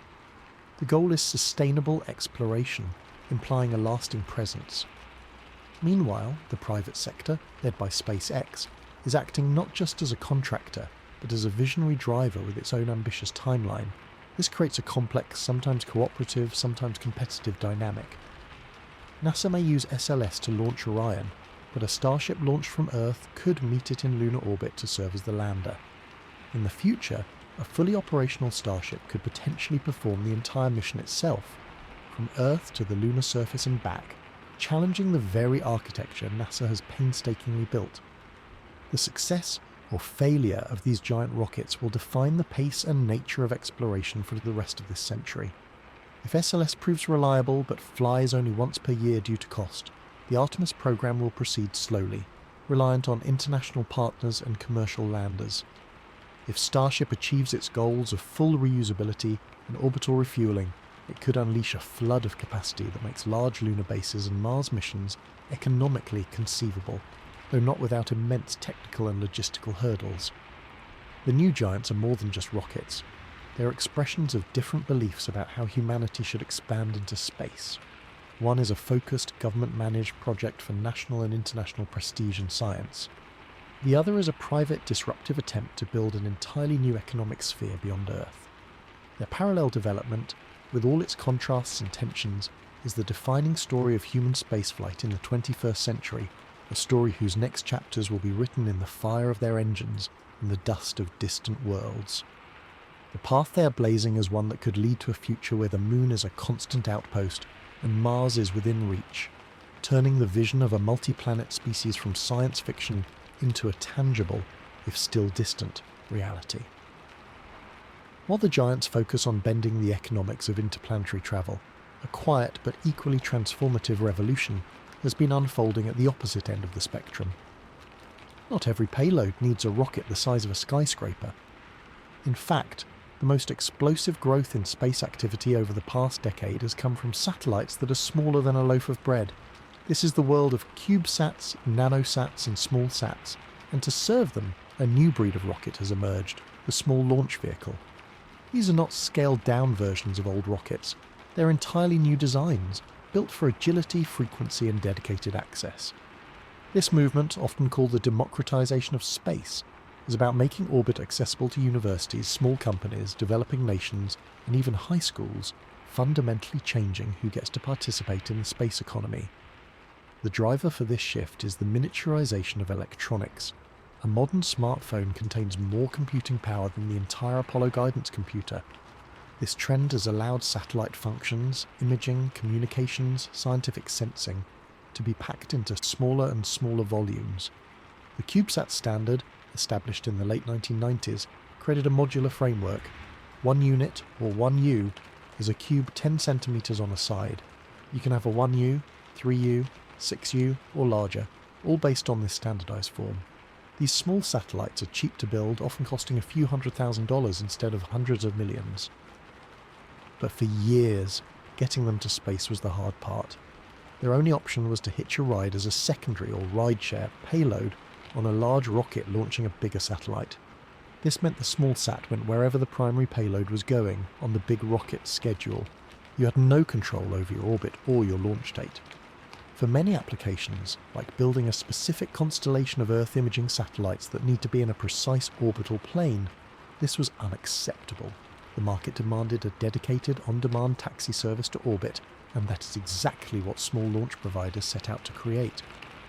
Leading this charge is Rocket Lab, a company founded in New Zealand and now operating out of the US. Their rocket, the Electron, is the archetype of the modern small launcher. It stands at only about 18 meters tall, a tiny figure compared to its giants, but its design philosophy is groundbreaking. The Electron is built for rapid production and launch. Its structure is made primarily of a lightweight carbon composite. Its 9 first-stage engines, called Rutherford, are themselves a revolution. They are largely 3D printed, using an electric turbopump instead of a traditional gas-driven turbopump. This makes the engine simpler, cheaper, and faster to manufacture. Rocket Lab's business model is built on frequency. They operate their own private launch site on New Zealand's Mahia Peninsula, which allows them to schedule launches without waiting in line at a crowded government range. Their goal is weekly launches, a cadence unimaginable with traditional rockets. They've also successfully recovered and reused the Electron's first stage by catching it with a helicopter mid-descent, a further step toward driving down costs. Other players have taken different approaches. Virgin Orbit, before its bankruptcy, developed the Air-Launched Launcher 1 system. A modified Boeing 747 carrier aircraft would fly to high altitude and drop the rocket, which would then ignite its engine and proceed to orbit. This method offered flexibility in launch location, as the aircraft could fly to different latitudes to reach optimal orbital inclinations. Companies like Firefly Aerospace and Relativity Space are also in the mix, with rockets like Alpha and Terran 1, the latter being notable for being almost entirely 3D printed. In Europe, companies like ESA Aerospace and rocket factory Augsburg are developing similar vehicles. Even established giants like Northrop Grumman have a small launcher, the Minotaur, derived from missile technology. The common thread is a focus on a specific niche, delivering between a few hundred to about 1,000 kilograms to low Earth orbit, quickly and on the customer's terms. The impact of this capability is profound. For a university, it means a student-led team can design, build, and actually launch their own satellite within the time frame of a degree program. For a startup, it means they can deploy a prototype or a small constellation without needing to raise hundreds of millions of dollars for a launch. For a country without a space program, it offers a path to sovereign access to space. They can buy a satellite and a dedicated launch without relying on the geopolitical goodwill of a major power. This has led to an explosion in Earth observation companies like Planet Labs, which operates a huge fleet of small imaging satellites, and communication network startups testing Internet of Things technology from space. Science has benefited immensely, with small sats performing specialized tasks like monitoring weather, measuring atmospheric gases, or testing biological experiments in microgravity, all at a fraction of the cost of a traditional large science satellite. Furthermore, these small launchers serve as crucial technology testbeds. The relatively lower cost of failure encourages innovation. New engine designs, advanced composites, 3D printing techniques, and autonomous flight software are all being proven on these smaller, nimbler rockets before they might be scaled up to larger vehicles. The electric pump-fed Rutherford engine is a prime example. This rapid iteration cycle, reminiscent of the software industry, is a stark contrast to the decade-long development cycles of traditional government-backed rockets. It is accelerating the pace of innovation across the entire aerospace sector. However, the small launch market is facing a brutal business reality. It is extremely crowded and financially treacherous. While the demand for smallsat launches has grown, it has not yet reached the volume needed to support all the dozens of companies that have sprung up. The failure of Virgin Orbit highlighted the thin margins and fierce competition. The biggest disruptor of all has been SpaceX's rideshare program. By aggregating dozens of smallsats on a single Falcon 9 launch and offering slots at very low prices, SpaceX has used the economies of scale from its large reusable rocket to undercut the dedicated small launch market. For many customers, if their orbit and schedule are flexible, a SpaceX rideshare is by far the cheapest option. This has forced small launch providers to emphasize their unique value proposition: precise orbital insertion, specific schedules, and dedicated service that a rideshare cannot match. The future of small launchers will likely involve a shakeout and specialization. The most successful companies will be those that achieve high launch frequency and reliability, driving down their own costs to stay competitive. Some may survive by serving very specific niches, like launching from particular locations to unique orbits for national security clients. Others may evolve, using their agile platforms to serve the burgeoning market for in-space services, such as last-mile delivery for satellites or active debris removal. The dream of true democratization, where a launch is as simple as booking a freight shipment, is not yet fully realized, but it is closer than ever. The small launch revolution has already succeeded in one critical way. It has broken the monopoly on access. It has proven that space is not just for governments and mega corporations. A bright student, a clever engineer in a garage, or a visionary entrepreneur in a developing nation now has a plausible, if still challenging, path to seeing their creation operate in space. This proliferation of actors and ideas is seeding the orbital environment with innovation, ensuring that the future of space will be built not just by a few centralized programs, but by a distributed global network of thinkers and tinkerers, all because a new class of rocket decided to think small. The ability to think small and iterate quickly in rocket design is not just a function of physical manufacturing techniques. It is fundamentally enabled by an invisible, parallel revolution happening inside powerful computers. The modern rocket is as much a creation of software as it is of welded metal and composite materials. We have moved from an era where rockets were primarily mechanical beasts, tested through expensive and often destructive trial and error, to an age where they are conceived, refined, and operated in the digital realm long before they ever feel the heat of combustion. This digital transformation, encompassing simulation, autonomous software, and massive data analytics, has become the central nervous system of contemporary aerospace, making possible the feats of reusability and complexity that define today's space efforts. The journey begins long before a single part is machined, inside the world of computer-aided engineering and simulation. In the past, understanding how a rocket engine's flame would interact with its nozzle, or how aerodynamic forces would buffet a vehicle during ascent, required building expensive prototypes and putting them in wind tunnels or test stands. Today, engineers use computational fluid dynamics, or CFD, to create incredibly detailed virtual models of these phenomena. They can simulate the super-hot, supersonic flow of gases inside a combustion chamber, observing how minute changes in the injector design affect efficiency and stability. They can model the entire exterior of a rocket flying through the atmosphere at various speeds and angles, predicting pressures and heating with remarkable accuracy. Similarly, finite element analysis software allows them to simulate stresses on every bracket, tank wall and bolt, ensuring the structure can handle the immense loads of launch and landing. This virtual testing environment is not just a cost saver, it is an innovation multiplier.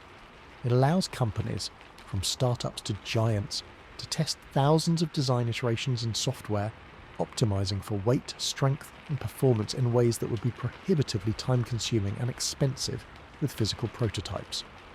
The development of SpaceX's Raptor engine or the aerodynamic shape of Rocket Lab's Electron benefited immensely from this digital sandbox, where failures are free and insights are immediate. Once the design is finalized and built, command passes to the most critical software, the flight computer. This is the brain of the rocket, and its capabilities have grown exponentially. Early rockets had analog guidance systems or rudimentary computers that followed a pre-programmed trajectory. Modern rockets, especially those designed for reusability, require a level of autonomy that borders on the robotic. The flight software must handle guidance, navigation and control in real time, making thousands of adjustments per second. It processes data from gyroscopes, accelerometers and GPS receivers to know exactly where it is, how fast it is moving and its orientation in space. Then, it must command the rocket's engines and aerodynamic surfaces to follow the desired path. The most dramatic example of this is the autonomous powered landing. As we discussed, the Falcon 9 first stage performs a series of complex maneuvers after separation, flipping, re-entering and landing. All of this is orchestrated by its flight software. The rocket is essentially flying itself, calculating in real time the exact thrust and attitude needed to hit a tiny target on a floating drone ship, accounting for wind, vehicle mass and engine performance. Similarly, the Dragon capsule performs autonomous rendezvous and docking with the International Space Station, using sensors and algorithms to carefully approach and attach without direct piloting from astronauts. This software is so critical that it is developed with the same rigor as the hardware, undergoing extensive testing and simulations that mimic every possible anomaly and failure mode. Feeding this brain is a constant stream of information from a vast network of sensors, the rocket's nervous system. Telemetry, the remote measurement and reporting of data has evolved from a few hundred data points on early missions to hundreds of thousands on a modern launch. Every aspect of the vehicle's health is monitored. Temperatures across thousands of locations, pressures in dozens of tanks and lines, vibrations, voltages, currents, valve positions, engine chamber pressures, turbopump speeds, and more. This data is streamed to the ground in real time, allowing engineers to monitor the vehicle's health second by second. But it goes beyond mere monitoring. Advanced diagnostic systems use this data to perform what is called condition-based maintenance and predictive analytics. By comparing real-time sensor readings against vast historical databases of normal and failure signatures, algorithms can identify subtle anomalies that might precede a major problem. This allows for the optimization of systems during flight and informs the post-flight refurbishment process. For a reused Falcon 9 booster, engineers can download the entire data record of its flight and, using sophisticated analysis tools, assess the wear and tear on every component, predicting when a part might need replacement before it fails. This transforms maintenance from a schedule-based activity to a need-based one, which is crucial for achieving rapid and safe reusability. The next frontier in this digital journey is the increasing integration of artificial intelligence and machine learning. While true in-flight AI decision-making is still in its infancy for safety-critical systems, AI is already playing a significant role in the background. Machine learning algorithms are used to sift through the mountains of test data from engine firings, identifying patterns that human engineers might miss. They can optimize design parameters in simulation, suggesting novel geometries for components that reduce weight or improve cooling. AI is also being trained to analyze imagery, such as video of engine tests or thermal camera footage during re-entry, to automatically detect anomalies like hotspots or cracks. Looking ahead, future deep space missions may employ AI for autonomous navigation and scientific target selection, especially when communication delays with Earth are too long for real-time control. On the ground, AI-powered digital twins, virtual replicas of a physical rocket that update in real time with sensor data, are being used to simulate and predict the behavior of the vehicle throughout its life cycle, from assembly to launch to recovery. This digital backbone has fundamentally altered the culture of rocket development. The fail fast, iterate approach championed by new space companies is only possible because software allows for rapid design changes, and because simulation absorbs so much of the risk that used to require physical testing. It has also blurred the lines between aerospace engineering and software engineering. The teams building these rockets are as likely to be writing Python code for data analysis or C for flight control as they are to be reviewing metallurgy reports. The rocket itself has become a network device, with its software needing updates and its systems requiring cybersecurity, much like any other piece of critical modern infrastructure. In essence, the digitalization of the rocket is what has unlocked the current era. Without advanced simulation, the complex optimized designs of modern engines would be far riskier and more expensive to develop. Without sophisticated autonomous flight software, vertical landings and precision orbital insertions would be impossible. Without massive telemetry and data analytics, reusability would be a guessing game of inspection and hope. The physical rocket, the fire, the noise, the steel, is the spectacular manifestation of this hidden digital world.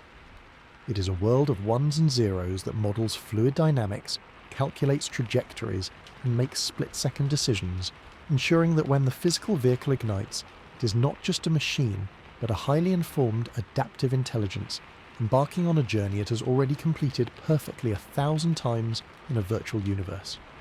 This silent partner in the cloud and in the onboard computers is the true enabler of the pace we see today, turning the art of rocketry into a discipline increasingly governed by the certainty of code and the power of prediction.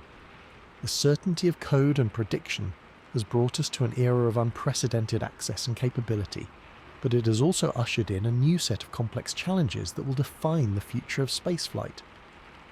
These are not just engineering puzzles like building a bigger engine or a lighter tank. They're systemic issues concerning the long-term sustainability of space as an environment and a domain.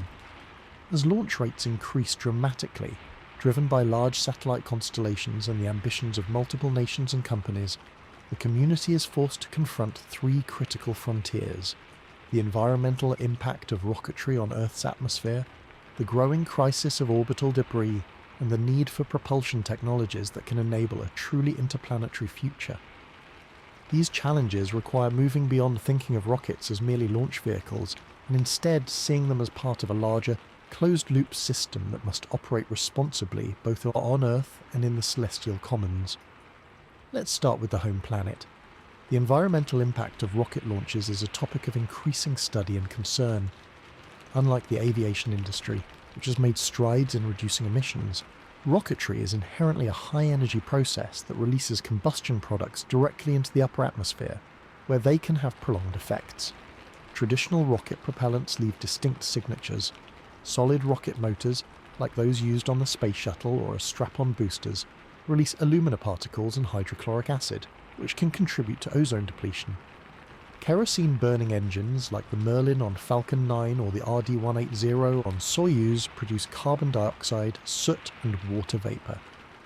Even the clean-burning hydrogen-oxygen combination produces significant amounts of water vapor, which in the cold high-altitude regions of the stratosphere can form persistent ice clouds that may influence atmospheric chemistry and Earth's radiative balance. Though the science is still evolving, the sheer volume of launches is still low compared to global aviation, but with projections of hundreds or even thousands of launches per year for mega constellations and point-to-point Earth travel, the cumulative effect could become significant. This is driving research into so-called green propellants. These are alternatives to highly toxic hydrazine or other damaging substances. One promising alternative is ammonium dinitramide-based propellants, which are less toxic and offer good performance. The move towards methane, as discussed, is partly motivated by its cleaner burn compared to kerosene, producing less soot. The long-term goal is to understand the full atmospheric impact and develop launch systems that minimize their planetary footprint, ensuring that the path to space does not come at an untenable cost to Earth's environment. A more immediate and tangible problem is the one we've already placed in orbit: space debris. For 60 years, humanity has been littering Earth's orbital space with discarded rocket stages, defunct satellites, explosion fragments, and even lost tools. This debris, travelling at velocities exceeding 17,000 miles per hour, turns even a tiny bolt into a potentially catastrophic projectile. The situation is now at a tipping point in certain orbits, where the density of objects is high enough that random collisions could create cascading chain reactions known as the Kessler syndrome, potentially rendering valuable orbital regions unusable for generations. Rockets are both a contributor to and a potential solution for this problem. Modern design practices now emphasize debris mitigation. This includes passivating spent upper stages, venting leftover fuel and discharging batteries to prevent explosions, and designing satellites for controlled deorbit at the end of their life. Many new rockets, especially in the commercial sector, are being designed with reusable first stages that return to Earth, which inherently reduces debris. For upper stages that cannot be recovered, there is a push for built-in deorbit capabilities, like a drag sail that deploys to accelerate atmospheric re-entry or a dedicated deorbit engine. The next step, which is transitioning from concept to early mission planning, is active debris removal.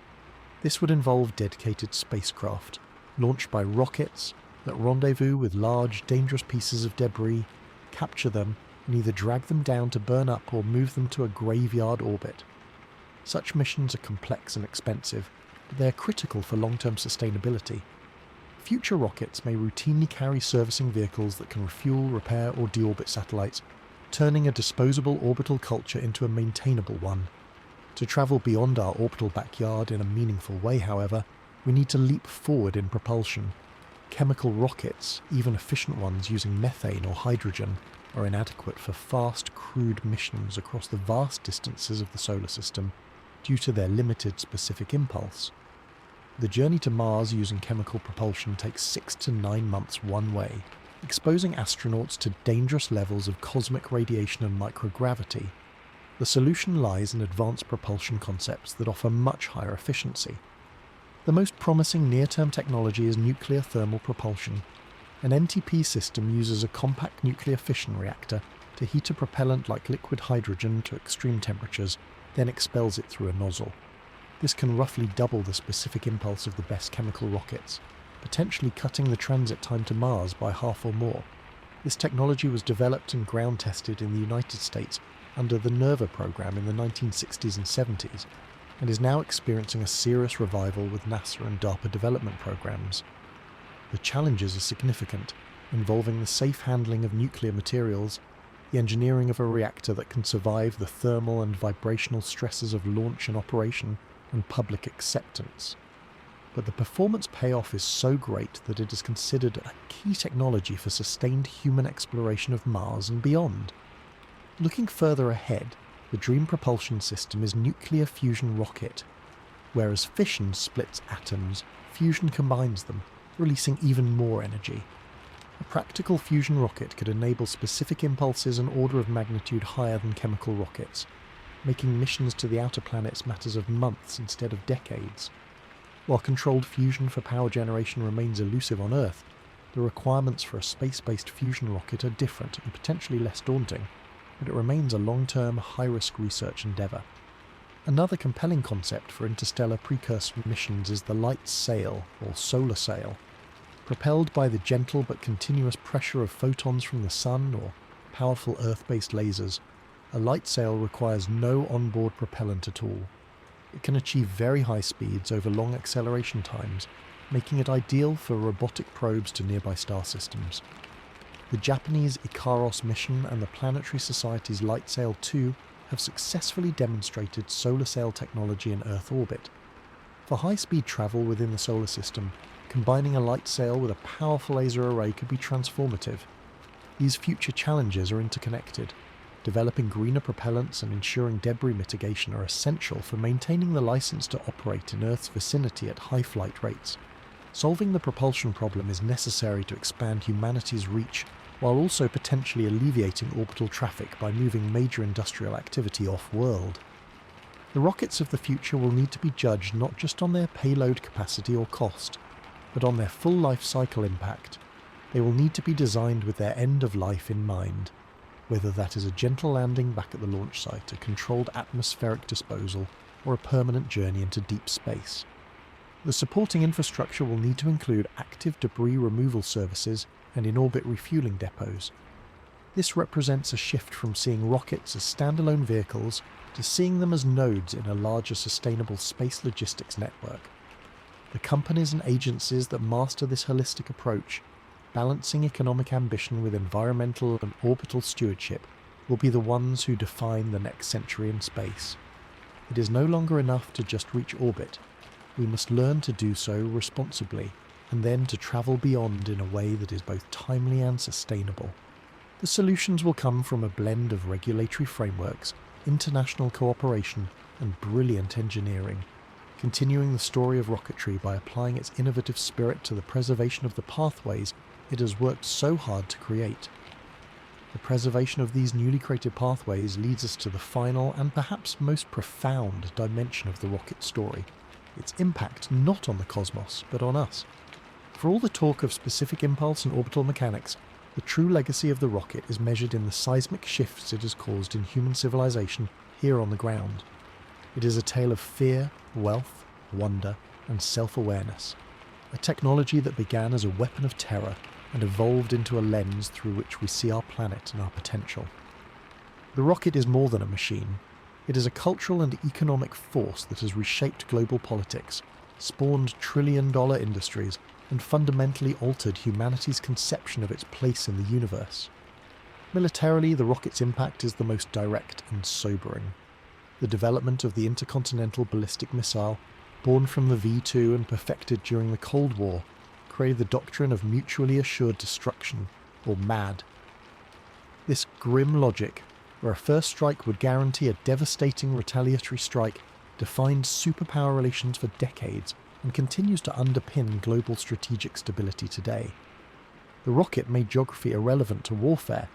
No corner of the Earth was safe from the threat of instantaneous annihilation. This terrifying capability paradoxically forced a certain caution among nuclear powers, shaping diplomacy, espionage, and defense budgets for generations. It also spurred a perpetual arms race in guidance technology, stealth, and missile defense systems, driving innovation in electronics and computing that would later spill over into civilian life.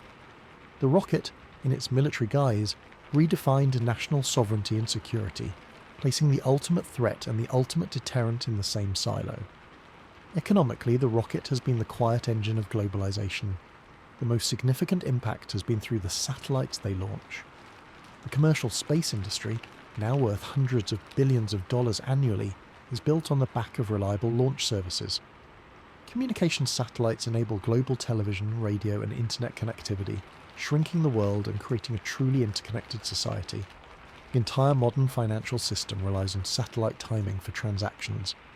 Global positioning system satellites launched by rockets have revolutionized navigation, logistics, agriculture, and disaster response, embedding themselves in everything from smartphone apps to precision farming equipment.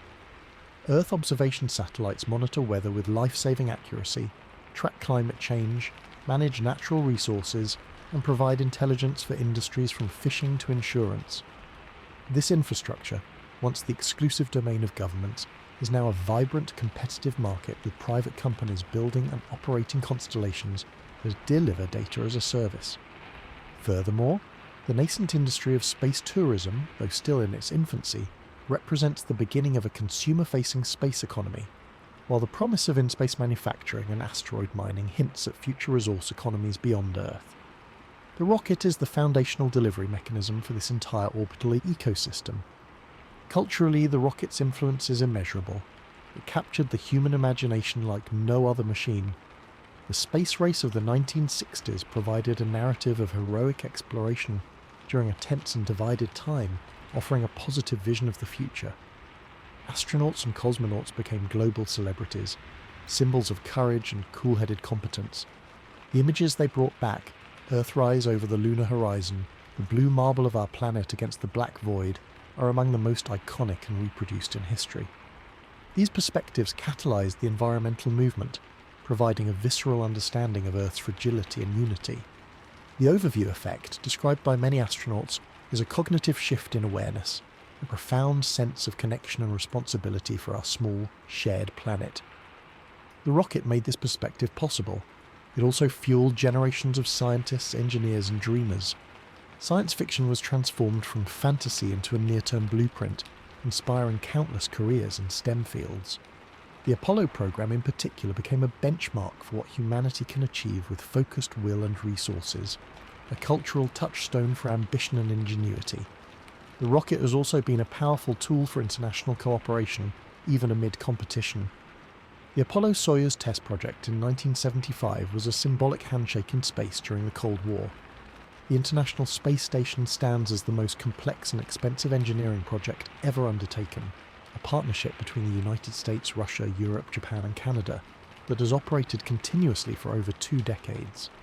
It is a testament to the fact that when the goal is science and survival in a hostile environment, national rivalries can be set aside. While geopolitical tensions persist, the ISS model demonstrates the rocket's role as a vehicle not just for people and cargo, but for diplomacy and shared human endeavour. Today, the cultural narrative is shifting again. The rise of private space companies led by charismatic entrepreneurs has democratized the vision of space from a government program to a human project. Live-streamed rocket landings and the spectacle of civilian crews have made space feel more accessible. The discussion has expanded from mere exploration to settlement and commercialization, sparking new debates about space law, ethics, and the preservation of celestial environments. The rocket has moved from being a symbol of national power to a symbol of entrepreneurial ambition and a potential gateway to a multi-planet future. In the end, the history of the rocket is a reflection of humanity itself. It mirrors our darkest impulses, our capacity for destruction and domination. It channels our ingenuity, our relentless drive to solve problems and push boundaries. It fuels our economies, connecting and informing our world in ways we now take for granted. And it elevates our spirit, offering a vantage point that humbles and inspires, reminding us that we are all crew members on a single, fragile spacecraft Earth. The rocket, therefore, is not merely a tool for leaving our planet, it is a catalyst for change upon it. It has reshaped warfare, built global industries, inspired art and science, and forever altered our self-perception. From the fiery trails of weapons of vengeance to the silent glide of a capsule returning under parachute, the rocket tells our story, a story of fear, wonder, and an unwavering, complicated drive to reach beyond our limits, to see what lies over the horizon, and in doing so, to understand ourselves just a little bit better. The journey of the rocket is, ultimately, the journey of the species that built it, a chronicle of our technical prowess and an enduring question about what we choose to do with the formidable power we have learned to harness.